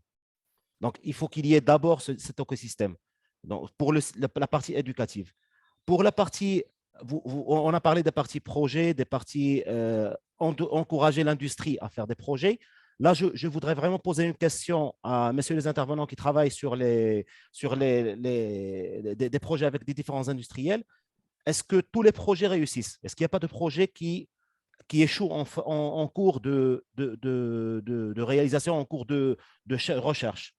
Et est-ce qu'il y a des projets que même s'ils réussissent, on les trouve BEI, alors Beyond Economical Investments, ça veut dire qu'on ne peut pas y investir vraiment. Et ça dépasse le gain de la société. Donc, la société ne pourrait pas vraiment assurer une continuité du projet. Donc, même si ça réussit théoriquement, pratiquement comme modèle, mais ça ne pourrait pas être industrialisé parce que ça ne va pas rapporter. Donc, ça, c'est pour le côté industrie, pour côté relation entre les facultés ou universités et industriels. Un troisième point, c'est on a parlé d'écosystème. J'ai parlé au début d'écosystème. Est-ce qu'on ne peut pas voir d'abord comment adapter? On a déjà un écosystème local. On a déjà un système qui existe au Maroc. Est-ce qu'on ne peut pas voir comment on pourrait adapter d'abord ce système et pouvoir par la suite faire un improvement pour pouvoir partir et suivre un chemin qui est déjà réussi par un autre modèle, soit un modèle américain, soit le modèle canadien, soit un des modèles européens. Alors, est-ce qu'on ne peut pas d'abord renforcer ce qu'on a et essayer de corriger les erreurs qu'on a avant d'entamer ou de dire on va suivre un modèle bien particulier? Dernière chose qu'on a trouvé pendant les universités d'été, comme a souligné Rachid Modric. Alors, on a discuté un problème pouvoir rapporter du matériel de l'étranger. Alors, ça rentre dans le cadre des facilitations des moyens. Alors, il y a des intervenants du groupe EMAN qui ont voulu, par exemple, rapporter du matériel pour pouvoir donner plus de réalisme ou plus de réalité aux produits qu'ils vont présenter. Alors, est-ce qu'il n'y a pas des modalités d'intervention entre le ministère de l'Éducation, la douane, pour rendre les choses formelles et rendre les choses plus simples à ce rapport de projet? Merci. Et donc, merci, Monsieur Nice. Sorry, I will move to the next member of the audience, Ms. Nawal Rahali. And then after her question or comment, the panelists can respond. Bonjour. Ms. Nawal, okay, yeah, the floor is yours. Je vais poursuivre en français aussi. Donc, bonjour tout le monde. J'ai aussi entendu toutes les interventions des panélistes. Je vais juste apporter des remarques ou des points supplémentaires parce que tout ce qu'ils ont dit, c'est vraiment très pertinent. Donc, je me présente tout d'abord. Donc, Nawal Rahali, directrice générale de l'Institut d'innovation en logistique du Québec. Donc, c'est un centre de recherche et de transfert technologique. Comme vous avez réparti les 3 axes, je vais donner mes remarques par rapport aux 3 axes. Donc, pour l'axe enseignement, moi, je dirais que nous, les Marocains du monde, dans l'enseignement, on pourrait apporter notre appui dans les programmes de formation au Maroc. Donc, pour apporter un volet plus innovation, un volet plus terre à terre sur les innovations et la recherche appliquée qui se fait ici, qu'on travaille, nous, au Canada, on travaille avec l'industrie. Donc, comment amener ce volet-là, les nouvelles technologies dans les programmes de formation au Maroc. Donc, pour ma part, en logistique, j'ai déjà été approchée, puis j'ai des ententes qui sont en train de se faire avec certains établissements au Maroc par rapport à ça. Mais au lieu de travailler avec chaque établissement, moi, je dirais qu'il faut établir vraiment un cadre d'entente pour plusieurs établissements. Si je travaille sur le volet logistique, fait que j'aimerais que tous les... an MOU. Excusez-moi. Sorry. Il y a comme une intervention. Est-ce que vous m'entendez? Do you hear me? Oui, on vous entend. Allez-y. OK, je continue. Donc c'est ça, je disais, des programmes de formation, puis avec des webinaires à distance, mais aussi venir former les formateurs et assister, donner des conférences aux étudiants. Et comme a proposé un des panélistes aussi, l'université d'été, que ce soit sectoriel, l'université d'été en aéronautique, mais aussi dans d'autres secteurs d'activité, ce serait vraiment très intéressant. Pour la mobilité des étudiants, certains ont parlé du MITAX international pour les PhD. Il y a aussi le MITAX international postdoc. Donc, ça, c'est quelque chose d'intéressant pour les étudiants. Mais il y a aussi, dans certaines universités, il y a une enveloppe budgétaire par prof. Donc, le prof, il a un budget pour recruter des étudiants à la maîtrise, pas seulement en doctorat. Et il y a des ententes pour l'exonération des frais de scolarité avec certaines universités sous certaines conditions. Mais quand on parle d'exonération pour les étudiants, ça ne veut pas dire qu'ils ne vont rien payer, ça veut dire qu'ils vont juste payer comme des Canadiens. Donc, c'est une grande contribution des universités, mais ça reste très intéressant. En termes de recherche, moi, je dirais qu'il faut, donc le deuxième axe, qu'il faut distinguer la recherche fondamentale, qui est vraiment très importante pour l'avancée scientifique, donc la distinguer de la recherche opérationnelle et la recherche appliquée. Donc, celle-ci, la recherche appliquée est nécessaire pour ramener l'idée à la commercialisation.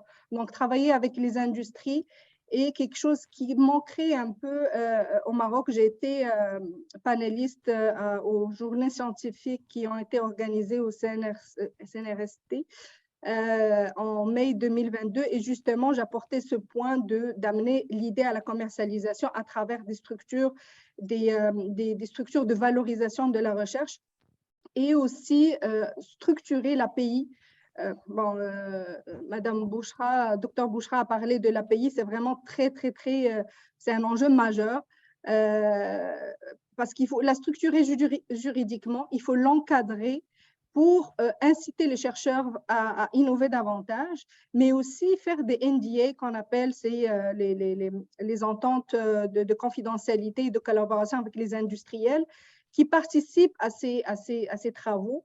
Et donc là, c'est du gagnant-gagnant avec l'industrie. Si l'entreprise fait une contribution ici, si l'entreprise fait une contribution, donc elle a un partage de pays. Donc nous, on se garde la propriété intellectuelle d'utiliser la technologie dans d'autres secteurs d'activité, mais il aura comme l'exclusivité dans son secteur. Mais si l'entreprise ne met aucune contribution financière, donc on se garde la totalité de l'API. Donc, il y a certaines choses à regarder par rapport à l'API.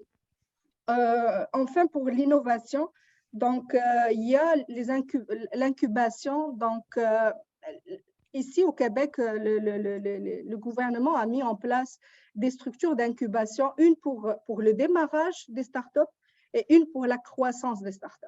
Donc, pour le démarrage, le ministère met beaucoup d'argent pour recruter les entreprises en démarrage, valider leurs idées, la développer technologiquement, mais il y a d'autres organismes qui viennent en aide pour la croissance. Et donc là, c'est un accompagnement avec des experts privés qui amènent ces produits au niveau de la commercialisation.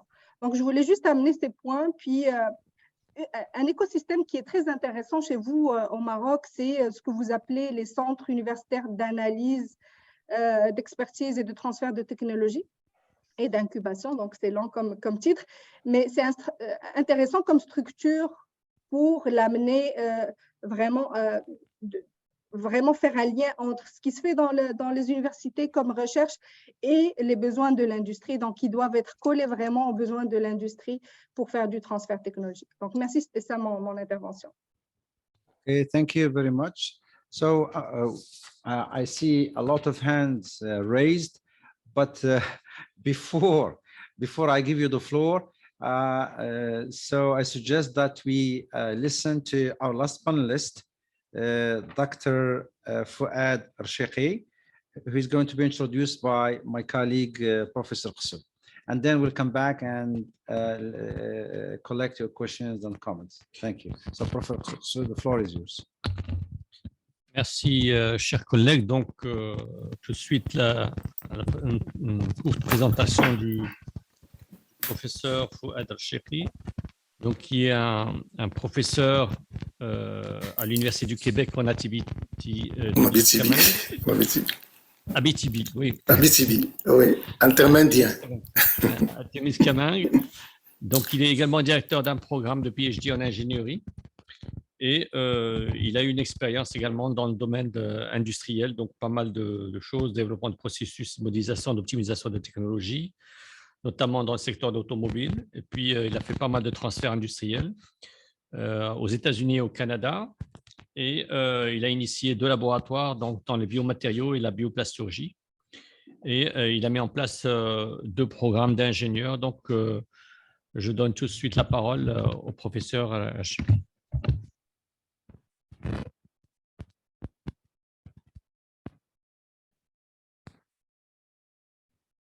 You're on mute. Le micro, c'est Fouad.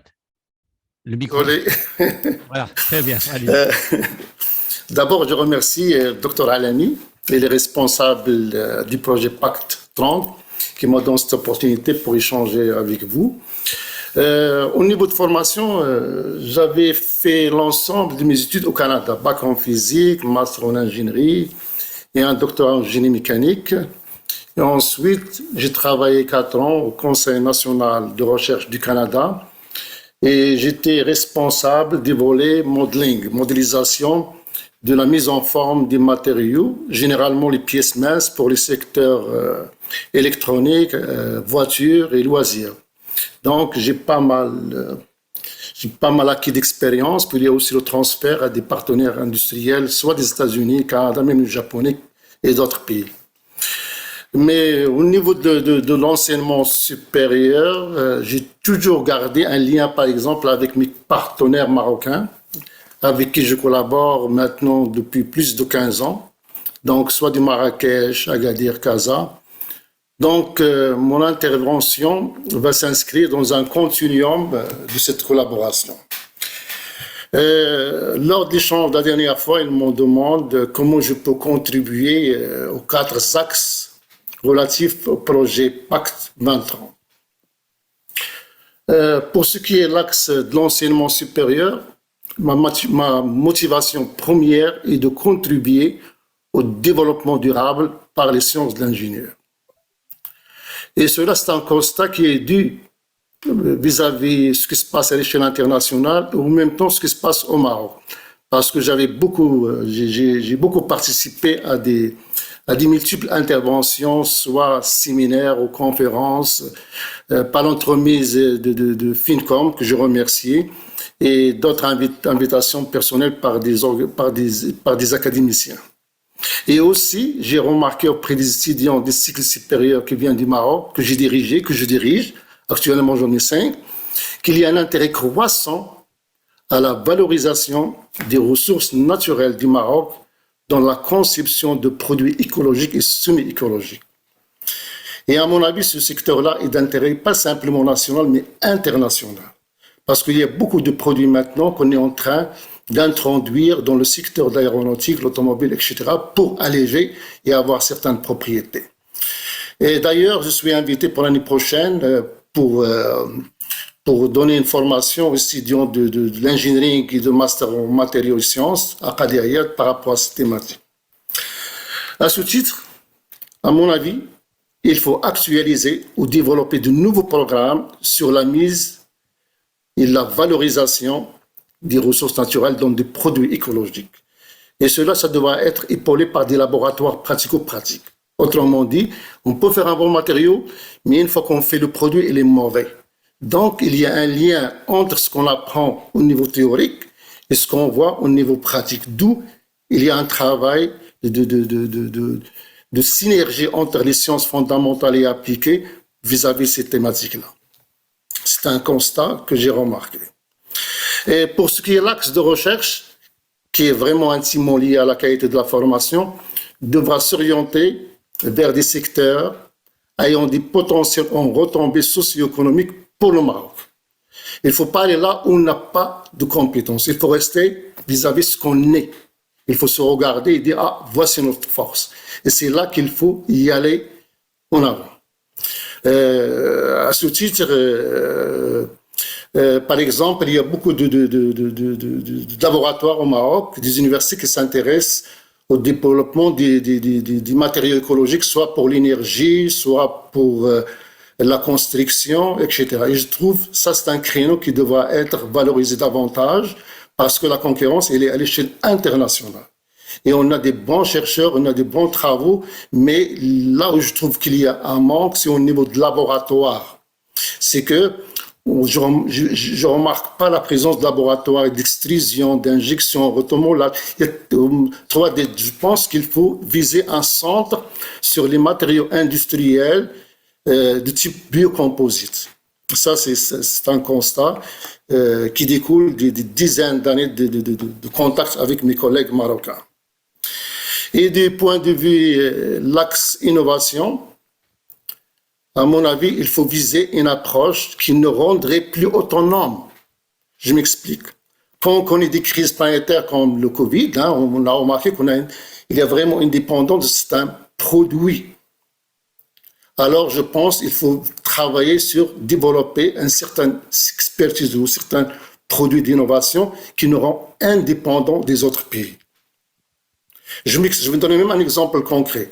Depuis 20 ans, j'ai travaillé sur l'élaboration d'un code numérique, un logiciel maison, que j'ai élaboré et je fais tous mes travaux qui découlent dans les articles de revue, ils découlent de ce travail-là. Autrement dit, je n'ai pas besoin de logiciels commerciaux pour que je m'exprime. Et si un jour on peut faire un produit technologique de type modélisation ciblé par rapport à une industrie d'automobile au Maroc, on pourra rayonner davantage à l'échelle et les gens vont venir le voir. Malheureusement, la majorité des chercheurs disent ça ne sert à rien, il existe des logiciels, pourquoi faire ça? Mais en même temps, on crée une dépendance. Il faut être indépendant. Au même titre, au niveau de la caractérisation des matériaux. C'est facile parfois si ça coûte même pas cher pour développer des outils de caractérisation et les mettre sous forme de brevet ou bien les rayonner via les conférences internationales là où il y a des industriels potentiels. Soyez sûrs qu'ils vont être intéressés par ça. En particulier pour le secteur de l'automobile et de l'aéronautique. Lorsqu'on est souvent pour trouver des lois de comportement de ces matériaux-là en grande déformation. Donc, ce sont des créneaux où on a le potentiel théorique et pratique. Il faut simplement avoir un mécanisme de converger ces synergies-là pour développer des produits marocains et le faire rayonner davantage. Ça, c'est un autre constat. Et au niveau de la mobilité, comme je l'ai mentionné, je me déplace souvent au Maroc. Donc, Casa, Marrakech, Agadir, Safi, le cadre de Fincom. J'ai remarqué de la part des étudiants un intérêt pour des présentations par thématique. Par exemple, une thématique sur la mise en forme de produits par thermoformage, une thématique sur l'injection, ou bien sur la caractérisation des matériaux en grande déformation, ou bien l'utilisation de l'intelligence artificielle pour caractériser les matériaux. Tout ça fait leur intérêt. Dans ce sens-là, je pense qu'il faut renforcer ou bien il faut encourager la mobilité dans ce sens-là. Le point final qui m'a toujours interpellé, pourquoi pas réfléchir sur l'établissement d'un laboratoire virtuel entre nos partenaires marocains dans l'objectif et l'accroissement des connaissances et de compétences des étudiants marocains de cycle supérieur vis-à-vis de ce qu'on a, parce qu'on a beaucoup d'outils, on a beaucoup de labos, donc on peut agir via une interface entre les deux milieux dans laquelle on reçoit leurs données, on peut les traiter de la même façon, on peut leur envoyer, on peut changer même des produits, des échantillons. Donc c'est un élément que je trouve qui pourrait avoir beaucoup de place et qui va réduire les coûts. Lorsqu'on n'a pas de laboratoire, lorsqu'on n'a pas de machines de caractérisation ou bien de la fabrication. Je pense que ce sont des éléments, à mon avis, qu'il faut essayer de les regarder de près, voir comment on peut faire ça. Si je parle de moi, pour conclure, mon expertise en biocomposite, la modélisation multiphysique, de la mise en forme, elle est toujours là, qui peut servir aux Marocains, même pour collaborer sur des projets qui peuvent avoir un impact. Pour moi, c'est un plaisir de contribuer et tout ça, ça s'inscrit dans un continuum avec des collègues marocains avec lesquels je travaille depuis plus de 15 ans. Alors, merci, pas plus que ça. Bien, merci, chers collègues. Je pense que vous avez été très, très clair et très concis dans vos propositions. Votre expérience, effectivement, au niveau de l'ingénierie, tant dans la partie formation que dans la partie recherche ou expérimentation, je pense que nous sera utile, d'autant plus que nous manquons de pont dans pas mal de formations entre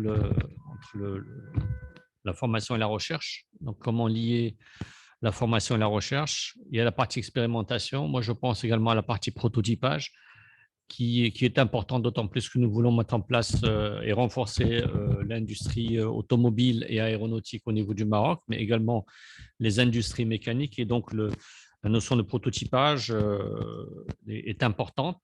La disponibilité également de matériel l'est tout autant, d'autant plus que pas mal d'universités marocaines disposent soit de centres à travers des sites d'innovation, de matériel mutualisable, de matériel en commun ou de matériel de prototypage. Et donc, ça peut être des plateformes d'échange qui pourront nous permettre d'aller plus loin. Alors, avant d'entamer la séance des questions que je laisserai à mon collègue le soin de gérer, j'aimerais juste rappeler 3 petits points. Le premier, c'est que effectivement, ce pacte ESRI vise à améliorer la qualité de l'enseignement supérieur, de la recherche et de l'innovation. Et pour cela, il y a une partie liée à la gouvernance de nos universités qui n'a pas été abordée. Peut-être que certains des points peuvent aborder cet aspect lié à la gouvernance de nos institutions. Comment peut-on améliorer ça au niveau central et au niveau aussi délocalisé, au niveau des équipes de recherche, des structures, parce que là aussi, il y a pas mal d'idées qui se développent au niveau du Maroc. Le deuxième point, c'est relativement aux compétences spécifiques que l'on demandera aux étudiants de demain, à part l'anglais, qui est une compétence maintenant importante, mais ça a été déjà cité par certains des intervenants. Je pense qu'on aimerait avoir aussi quelques réponses ou quelques propositions là-dessus. Et le troisième aspect, c'est lié à l'internationalisation de nos universités.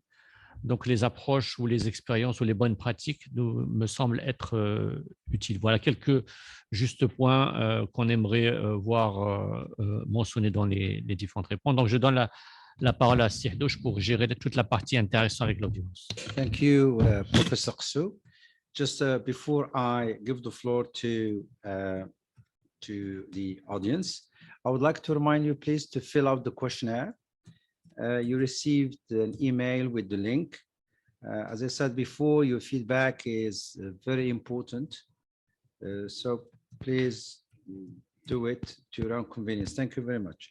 Now, I think I will give the floor to Dr. Bushra Bokhta. So I think you raise your hand. Maybe you would like to respond to some of the issues or questions that have been raised.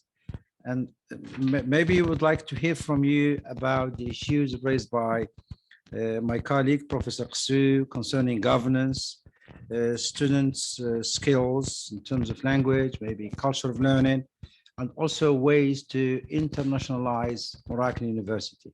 The floor is yours.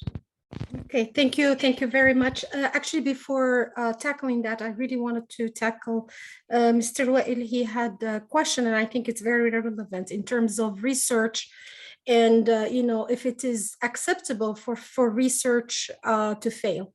Actually, a good rule of thumb in the biggest research institutions is that, let's say you have 10 experiments, 9 out of 10 fail. It's still a learning experience. And one of them succeeds, that's what takes you to the next level, right? So when we're talking about research, that's why I talked in the beginning about this 3 different kind of like levels. You have the government like DARPA, DOE, DOD, that do like this long-term research. It's not because it is something that cannot be achieved. It will be achieved. However, there will be many failures and many learnings to achieve it. And it's not short-term return on investment. So we have to think about that. That's very, very important. And actually that ties to something that another person here, Nawal, I think you did a beautifully talked about how do you bring ideation to product. So that's part of ideation. That's, again, it's a process which we need to start really educating our professors, educating our students about it early on, because that's and there's a terminology for that. So like it's called minimum viable products, minimum also like in the agile world of development. And it's not only agile in software, but it's actually applicable everywhere. Like Toyota as a manufacturer, that's actually they're the ones who started that. Is how do you develop something, you do prototype, you learn from it, you have certain set of hypotheses, you try to validate those hypotheses, and then you move to the product. And as you do that repetitively, then you get to really a good product. I think so. Failure is not necessarily bad. Failure, if you have a learning from it, it's important. And another important aspect to highlight is when we talk about these different levels of research, fundamental, applied, and so on, actually they're all part of the same chain. In my experience and in the way we should be looking at this, they're not different, they're all part of the same. So you start with an idea very early on that is very abstract. It might not be tied to an application, but it's very valuable. But at the end, it needs to be tied to an application or set of applications, because you have this type of research that could be something that's like, for example, if I take artificial intelligence, it's a research area that cuts through multiple applications. You can apply it in aeronautic, you can apply it in the car industry, like autonomous vehicles, for example. You can apply it in renewable energy and in medicine and so on, right? So it is important to have this continuity and invest in each one of them in a different perspective. So that's one. The other thing I wanted to highlight as well is, and I think Dr. Fouad, you mentioned something that is very nice. It's really looking at where Morocco could shine, right? What are the capabilities we have that we can nurture and maybe grow others, because that's where we have the gap. I see, like, again, maybe I am biased, but I have a dream that Morocco could be an AI hub. And the reason for that is, like, we have really great engineers and really great mathematicians in Morocco. We have very good fundamentals. And the good news about this is that the entry to get to really contribute in AI in this area is the barrier is much lower, because you don't need to have, let's say, for example, like big labs and so on, but you can have return on investments much faster. I'm not saying the other ones are not important. It is important to do that, but highlight things that we can go after and get some return on investments faster. Now I'm going to tackle some of the questions, other questions. So actually, like, I would like to tackle one, which is the competencies for students. Competencies for students. And now I'm wearing really the industry hat. As I look through resumes, as I interview a lot of candidates, and as I am in the board of a lot of actually organizations, the most important thing, English, yes, it is important. However, it's not the only thing. Like, the important thing is to enable the students to be able to speak. Public speaking is so important. We don't have that. We're lacking that. Having ways of articulation is very, you might have the best idea, but if you cannot articulate it and present it, you will not get the attention, and also you will not get picked for that. Again, I'm looking at it from the STEM perspective. I know we're looking at other areas as well, but getting the students early on in that STEM mindset from middle school, even elementary school and so on, high school and so on, getting them into that mindset of STEM, meaning what does it mean? When students, they work on something, it's good to tie to a project that is fun, get them interested. For example, like robotics, you don't have to be like, to have a PhD to do robotics. They have like Legos, things for kids that are as young as 5 and 6 year old, that they can learn concepts for programming, for example. So programming, it's very interesting. Programming, even MBAs in the US, if they have a programming skill, it doesn't have to be very deep.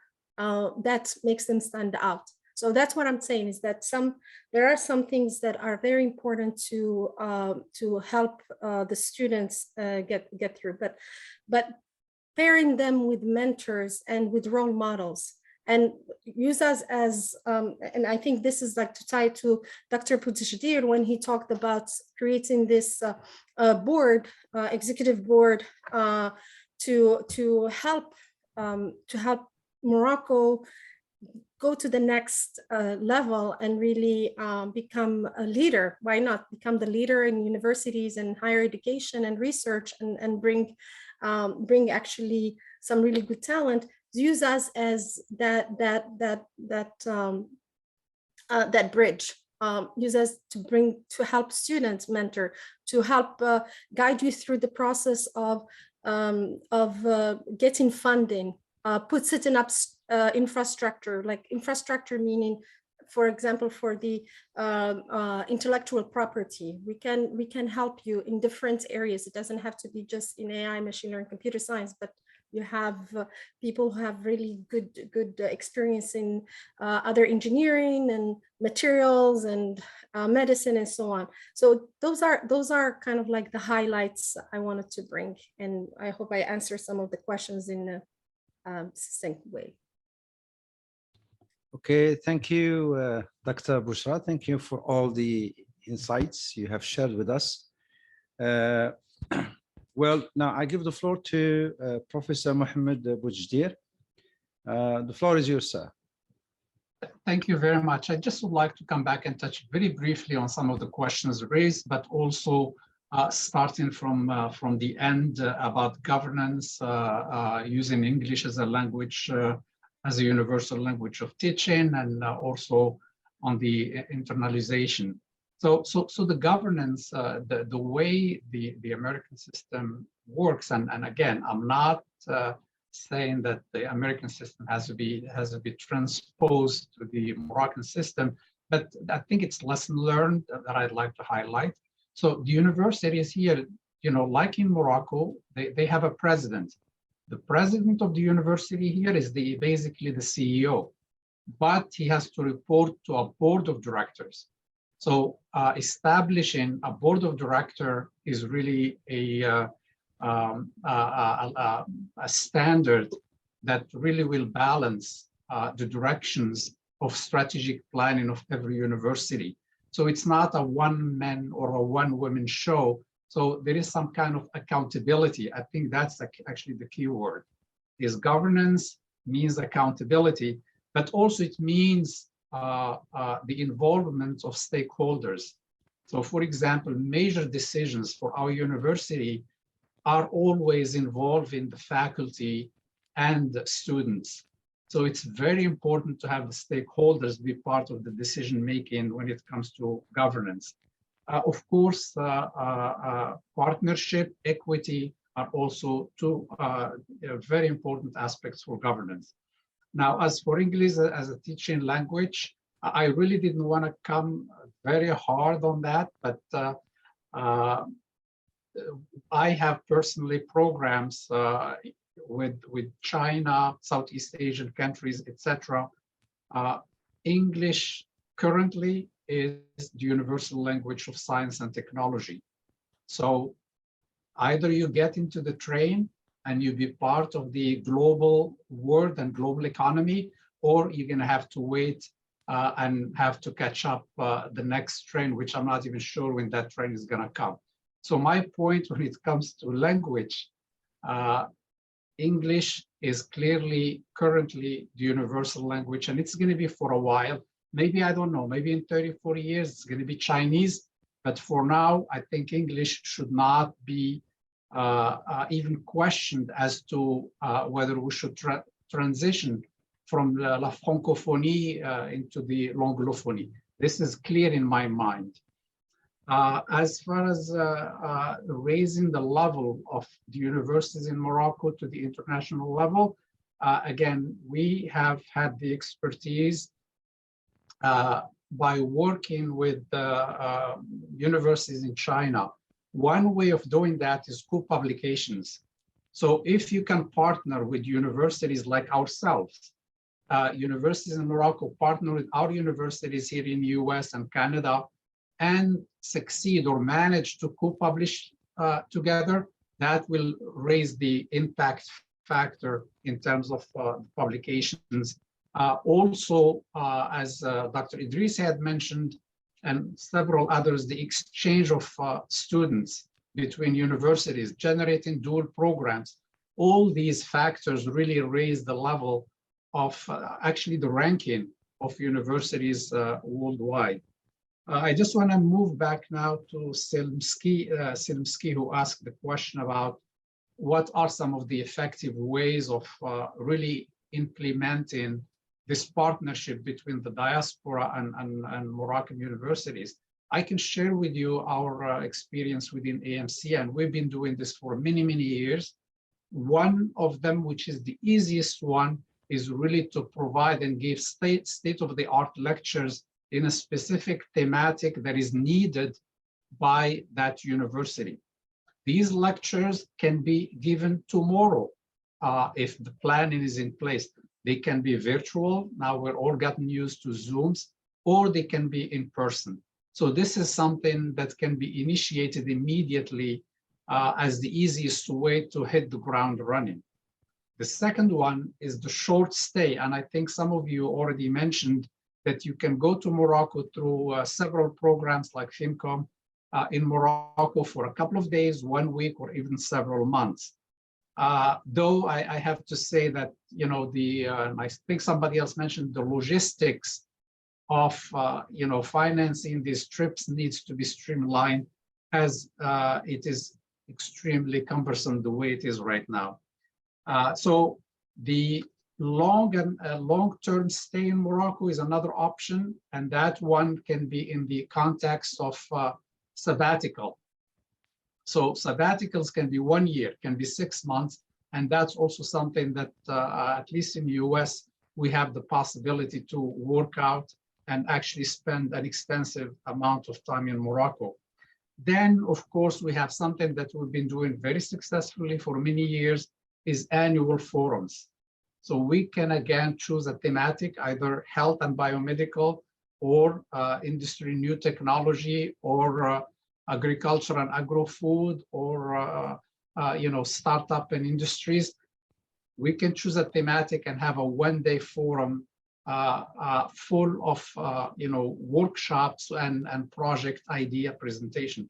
So these are some of the initiatives that we have taken within AMCN that can be initiated at any time, and we have the system in place already. I think also Wael asked about the failure or the possibility of failure of partnership between industry and universities, and I think Bushra answered that very elegantly.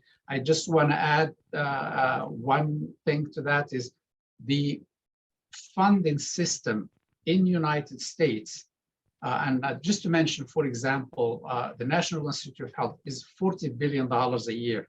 They give you the money, and they give, you know, you give one progress report a year, but you're free to do whatever you want. They know that if only one project, successful project idea, for example, the vaccine for COVID, the impact of it is limitless. So the idea of failing is part of the learning process, and it's actually a necessary step to occur. So the accountability, and they don't expect you to have one-to-one kind of success. So Nawal also asked about la recherche fondamentale versus la recherche pratique. I absolutely agree with you. In the US, actually, there is a lot of focus on la recherche pratique that will translate into an IP and maybe a patent, etc. But there is a significant amount of research that is PI initiated, investigator initiated, meaning you come, for example, National Science Foundation, NSF, they don't fund anything that's translational. They fund only research that focuses on the understanding of the basic mechanisms of life or biological life. So the structure can be established once Morocco has the funding to add, in addition to the practical research, to add an aspect about the you know, fundamental or basic science. Now I will conclude by just emphasizing what Bushra also just mentioned, is for this structure, all these panelists, our organization, AMCN, are really willing to help and partner with Morocco, work at equal footing, but this can succeed only if it's within a structured entity. That's why I really keep emphasizing the need for this executive board. And again, I'm not talking about advisory board similar to what China did. That's part of the government strategic plan, because governance in Morocco at the government level, they change every 5 years, just like in the US, it's every 4 years. But each time we lose all the effort that we made with the previous ministers, and we start all over from zero. So there has to be some kind of structure, and I'd like this message to be conveyed to the decision makers in terms of putting together a structure that will be there and it's going to be part of the government strategic plan and be there so that it can accompany all aspects of government priorities. And I'll stop on that. Thank you. Okay, thank you, Professor Bojdir. Well, I need just to remind, we still have like 4 participants and we are left with 10 minutes.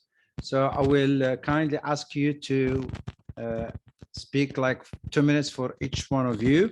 So I will start with Professor Jamila Al-Alami, Director of CNRST. Floor is yours. La parole est à vous, madame.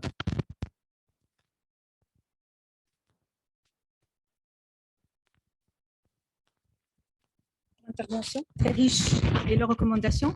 En fait, moi, je veux rebondir seulement sur le programme FINCOM qui a été cité par les panélistes. Alors, FINCOM, c'est le Forum international des compétences marocaines à l'étranger. C'est un programme de mobilité qui est porté par le CNRST suite à un arrêté conjoint qui est signé entre le ministère de l'Enseignement supérieur, de la Recherche scientifique et de l'Innovation, le ministère des Finances et le ministère des Affaires étrangères, de la coopération africaine et des Marocains résidant à l'étranger.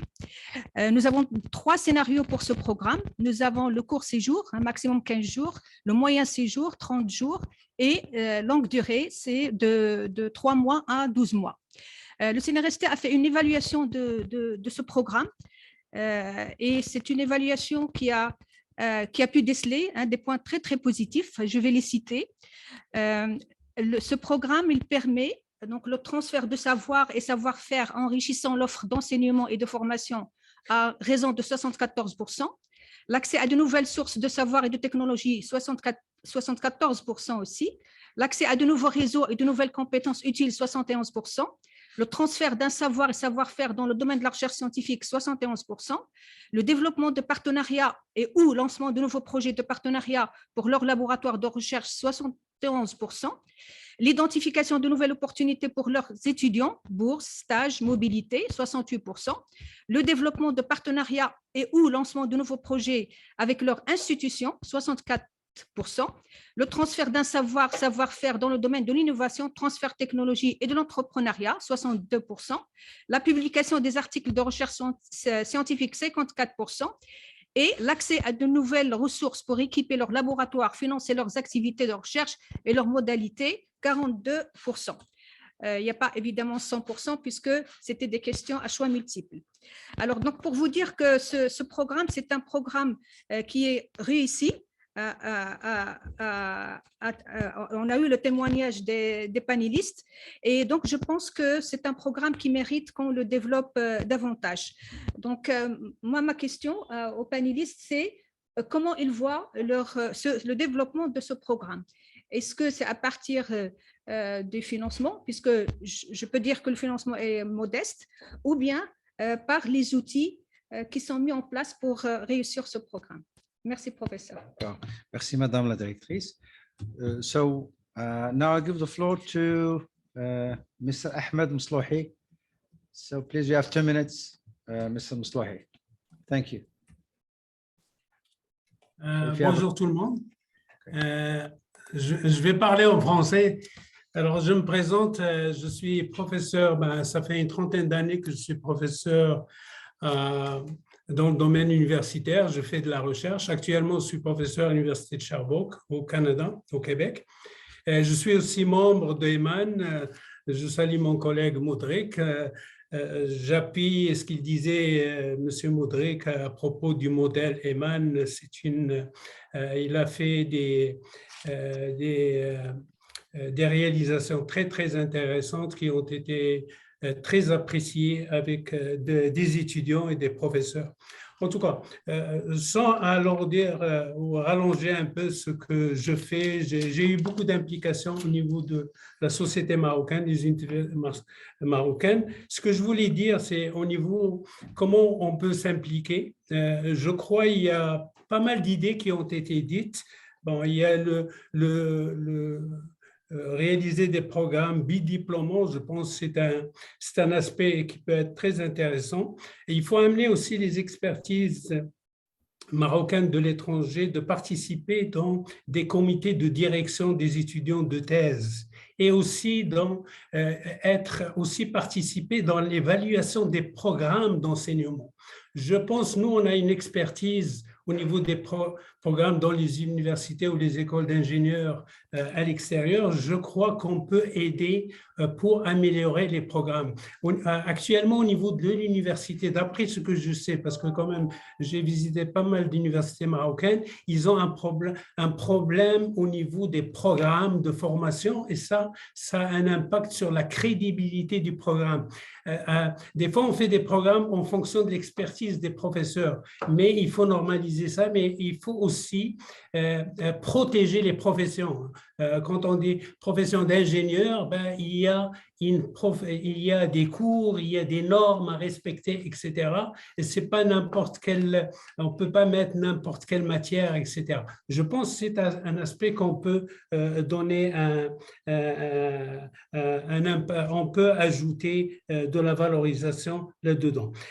Il y a un autre point que je recommanderais, c'est qu'il y a quelqu'un qui a parlé de profiter du sabbatique. Ça, c'est intéressant. Moi, je proposerais un poste de professeur associé dans les universités qui peut être que les experts qui sont à l'extérieur ou les professeurs, ils peuvent bénéficier parce que ça va rapprocher ces experts-là ou ces professeurs dans les universités marocaines, mais il n'y a pas de rémunération. Nous, ici à l'université de Sherbrooke, ou les universités canadiennes, on a des professeurs associés d'autres universités qui participent et ils ont le droit de participer dans les programmes de recherche du Maroc, et de co-diriger les étudiants et aussi ils vont aider à transférer les technologies, mobilité des étudiants dans leur programme, dans leur institution à l'étranger, etc. Je pense que c'est une idée qui peut fonctionner et aussi ça permet d'intégrer le Marocain du monde dans l'université marocaine et ça va rapprocher et rentrer dans l'équipe. Un autre point que je voulais dire, c'est rapidement… Je m'excuse, mais parce que le temps, il ne reste pas beaucoup de temps. Si vous avez une dernière question, une dernière recommandation. Bon, je m'excuse, mais voilà. OK, ben, je reprends juste l'idée de la recherche. Il faut que ça crée de l'innovation. Pour créer de l'innovation, il faut former du personnel hautement qualifié et ça en partenariat avec l'industrie. Je reprends la personne qui a parlé tout à l'heure sur le programme MITAC ici au Canada. C'est qu'il faut créer un organisme qui stimule, qui pousse l'industrie marocaine de travailler avec l'industrie. Comment?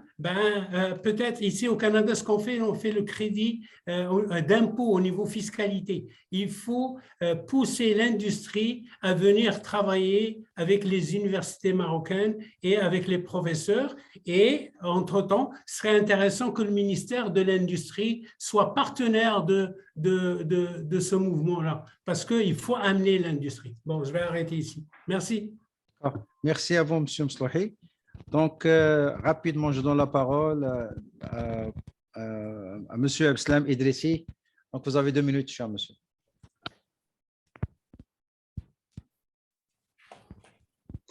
Quickly, there were a lot of points, very, very good points that were brought up. I'm not going to cover everything here, but I would like to say, I go to the internationalization of universities. It can be easily done through MOUs, that dual program, all that stuff, and the governance, which was brought up also. Decisions here are usually taken bottom up, and there is accountability. So they all start from the department. Now, the last speaker said something about programs. For department to create a program, it must justify to the university that the graduate will obviously have jobs and all that stuff. We have something called the Bureau of Labor and Statistics. It tells you everything about the profession. So before the university even create a program, it has to document that the students will benefit from that. I personally, I decide what I do in my lab. I work in developmental disabilities, neurological disorders. So I think, although I might disagree with some colleagues, they might not agree with me rather, I'm not driven to come up with the product to sell. No, the universities of higher education are in the business of accumulating knowledge. But what is important is to transfer that knowledge to help the society. And I can give you 3 examples. For example, the baby formula. I work basic research on an amino acid, which is called taurine. Taurine is in the milk. It has been introduced in the baby formula, and that brings $1.7 million a year to the institution where I used to work. That came from an IP, which we discussed extensively. So this intellectual protection should be done at the Minister of Health, and all good ideas will lead eventually to another one, working purely basic research, working on autism. There is something, the blinking reflex in response to sound. Collaboration with Princeton University, with Netherlands, and my lab, we came up, again, we weren't even thinking of this. We came up with a device that you can install on iPhone and can diagnose autism within 10 minutes. This doesn't exist in the world, right? This is the first one of its type. Again, I wasn't thinking of creating, it's not driven to come up with a device, but actually it's really basic research. We discussed the English and the importance. This can be reinforced. I like what the last speaker said about sabbatical that can be used for, to have some type of position at the university in Morocco. So you can be an active participant in these programs, and obviously you can give your expertise. I'm not too much for going to Morocco. I would like to help, obviously. All of us here in this panel would like to help Morocco, and we have quite a lot of programs that we have done over the years. But I see myself in a better position to help in my current position. I need to have the flexibility of going back and forth to have meaningful contributions. I do have a lot of collaborations with a lot of colleagues, but those are personal level, right? Personal collaborations are not sustainable. So we need to find the mechanism through which we can have institutional collaboration, which assures their sustainability. Blah, blah. Let me just go through the thing very quickly. Government, I blink. For just this collaboration, just give you a little idea again. With these MOUs that I did with, I think, 5 or 6 universities, all working on autism, we managed to do an MOU with La Fondation Mohamed V de Solidarité. Through its 8 centers, we implemented a program that deals with autism. Autism, it's a big problem that requires Department of Education, Health, and Social Services and all, but doing through these MOUs, institutionalized through institutions MOU, we managed to have big impact working through with this foundation. Co-mentorship, again, it's done at the person. I co-mentored 4 or 5 PhD students from Morocco, from University of Fes, Marrakesh, Qnitra. What again, it's done at the personal level. I don't mind like paying the fees and all that stuff, but once you institutionalize some, I cannot say that word, you bring at the institutional level, it has more, obviously, more added value. Internship in the United States for students. You start big, bottom up. Professors collaborate, student exchange, always consistently leads to big things. For example, interns, doctors, they can come here to medical schools, to my lab, and you do this internship at the personal level. If we manage to have MOUs, that will have a much, much bigger impact. All right, I think I covered the point. Thank you. Okay, thank you. Thank you very much, Professor Idrissi. We still have one more participant. It's Professor Rashid Mudrik. For the other members of the audience who raise your hands, you can fill out the questionnaire. I'm sorry, we were supposed to finish at 5. Now it's 5:30, so we have gone like 30 minutes beyond the deadline. So Professor Mudrik, please, I would just kindly ask you to be as brief as possible. You have 2 minutes. Thank you, sir. Yeah. Okay, thank you. It's going to be very brief, less than 1 minute, less than 2 minutes for sure. Ok, j'aimerais juste revenir sur 1 ou 2 points très brièvement. Je crois que la plupart de nos panélistes et des intervenants, pas tous, mais la plupart, on parle surtout, en fait, à ma compréhension à moi, d'une approche top-down, c'est-à-dire qu'on est en train de parler, de travailler ou de suggérer au ministère ou aux différents organismes gouvernementaux au Maroc de mettre en place quelque chose pour mieux intervenir de façon efficace et tout. Moi, je préconise et je recommande une approche bottom-up, c'est-à-dire que nous, les compétences marocaines à l'étranger, et les professeurs vraiment dans les universités marocaines et les doyens, donc au niveau du doyen et du professeur, de prendre l'initiative de proposer des collaborations, de les mettre en place avec nous. Et à partir de là, on suggère ce programme-là aux organismes en place, le FINCOM, le CNRST, le Ministère des langues de l'étranger, le CCME, etc., qui vont nous aider à mettre en place ce programme-là. Je m'explique. Nous, chez Eman Aerospace, c'est comme ça qu'on a fonctionné, c'est comme ça que j'ai fonctionné pendant ces dernières années, en fait, depuis que le groupe existe. C'est-à-dire que c'est vraiment un professeur qui rentre en contact avec nous, avec une idée, avec un programme, et nous, comme groupe, on met en place le programme et on avance avec ça et on a des choses très pratiques à très court terme. Je dirais que le Maroc, l'université a besoin de support et d'aide maintenant, pas attendre à ce qu'il y ait tout un programme au niveau du ministère mis en place pour nous aider. C'est vraiment cette initiative sur laquelle moi je veux attirer l'attention et je fais appel à tous les professeurs marocains, si on a avec nous dans cette intervention-là, de rentrer en contact avec nous directement et nous on va mettre en place le programme avec eux durant l'été ou en ligne, etc.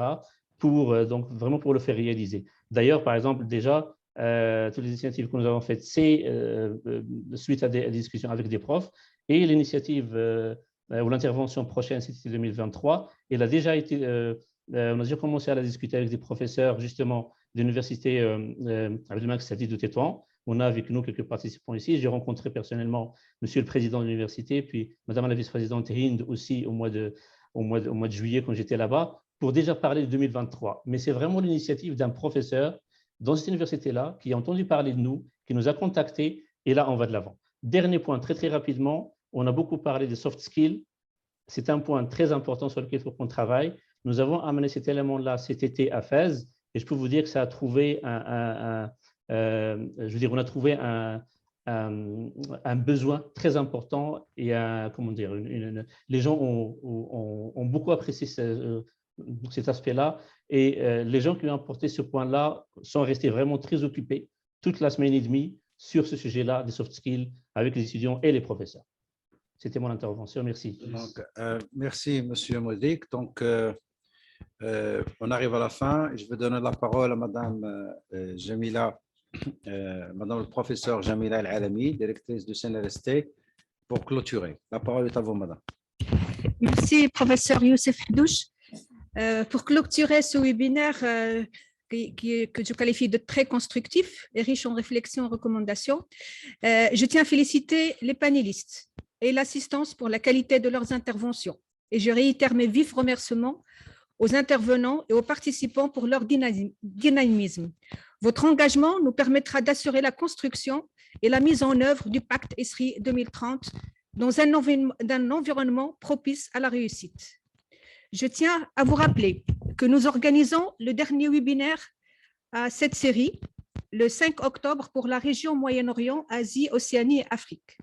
À l'issue de ce webinaire, une assise de la 13e région sera organisée en mode hybride à la fin d'octobre, donc ici à Rabat, et sera consacrée à la restitution des principales conclusions et recommandations de ce webinaire en vue de leur appropriation collective et pour enrichir le rapport de synthèse générale des 12 assises régionales déjà organisées. Ce rapport constituera le référentiel de la base du PACTE ESRI 2030, dont l'architecture et le contenu seront discutés lors des assises nationales. Donc, on va se dire un rendez-vous, Inch'Allah, fin octobre. Donc, je pense qu'on mérite des applaudissements pour la réussite de notre webinaire. Merci aux panélistes, merci à tous les participants, aux modérateurs, aux rapporteurs et à toute l'équipe organisatrice du CNRST et du ministère. Merci à vous. Bye bye.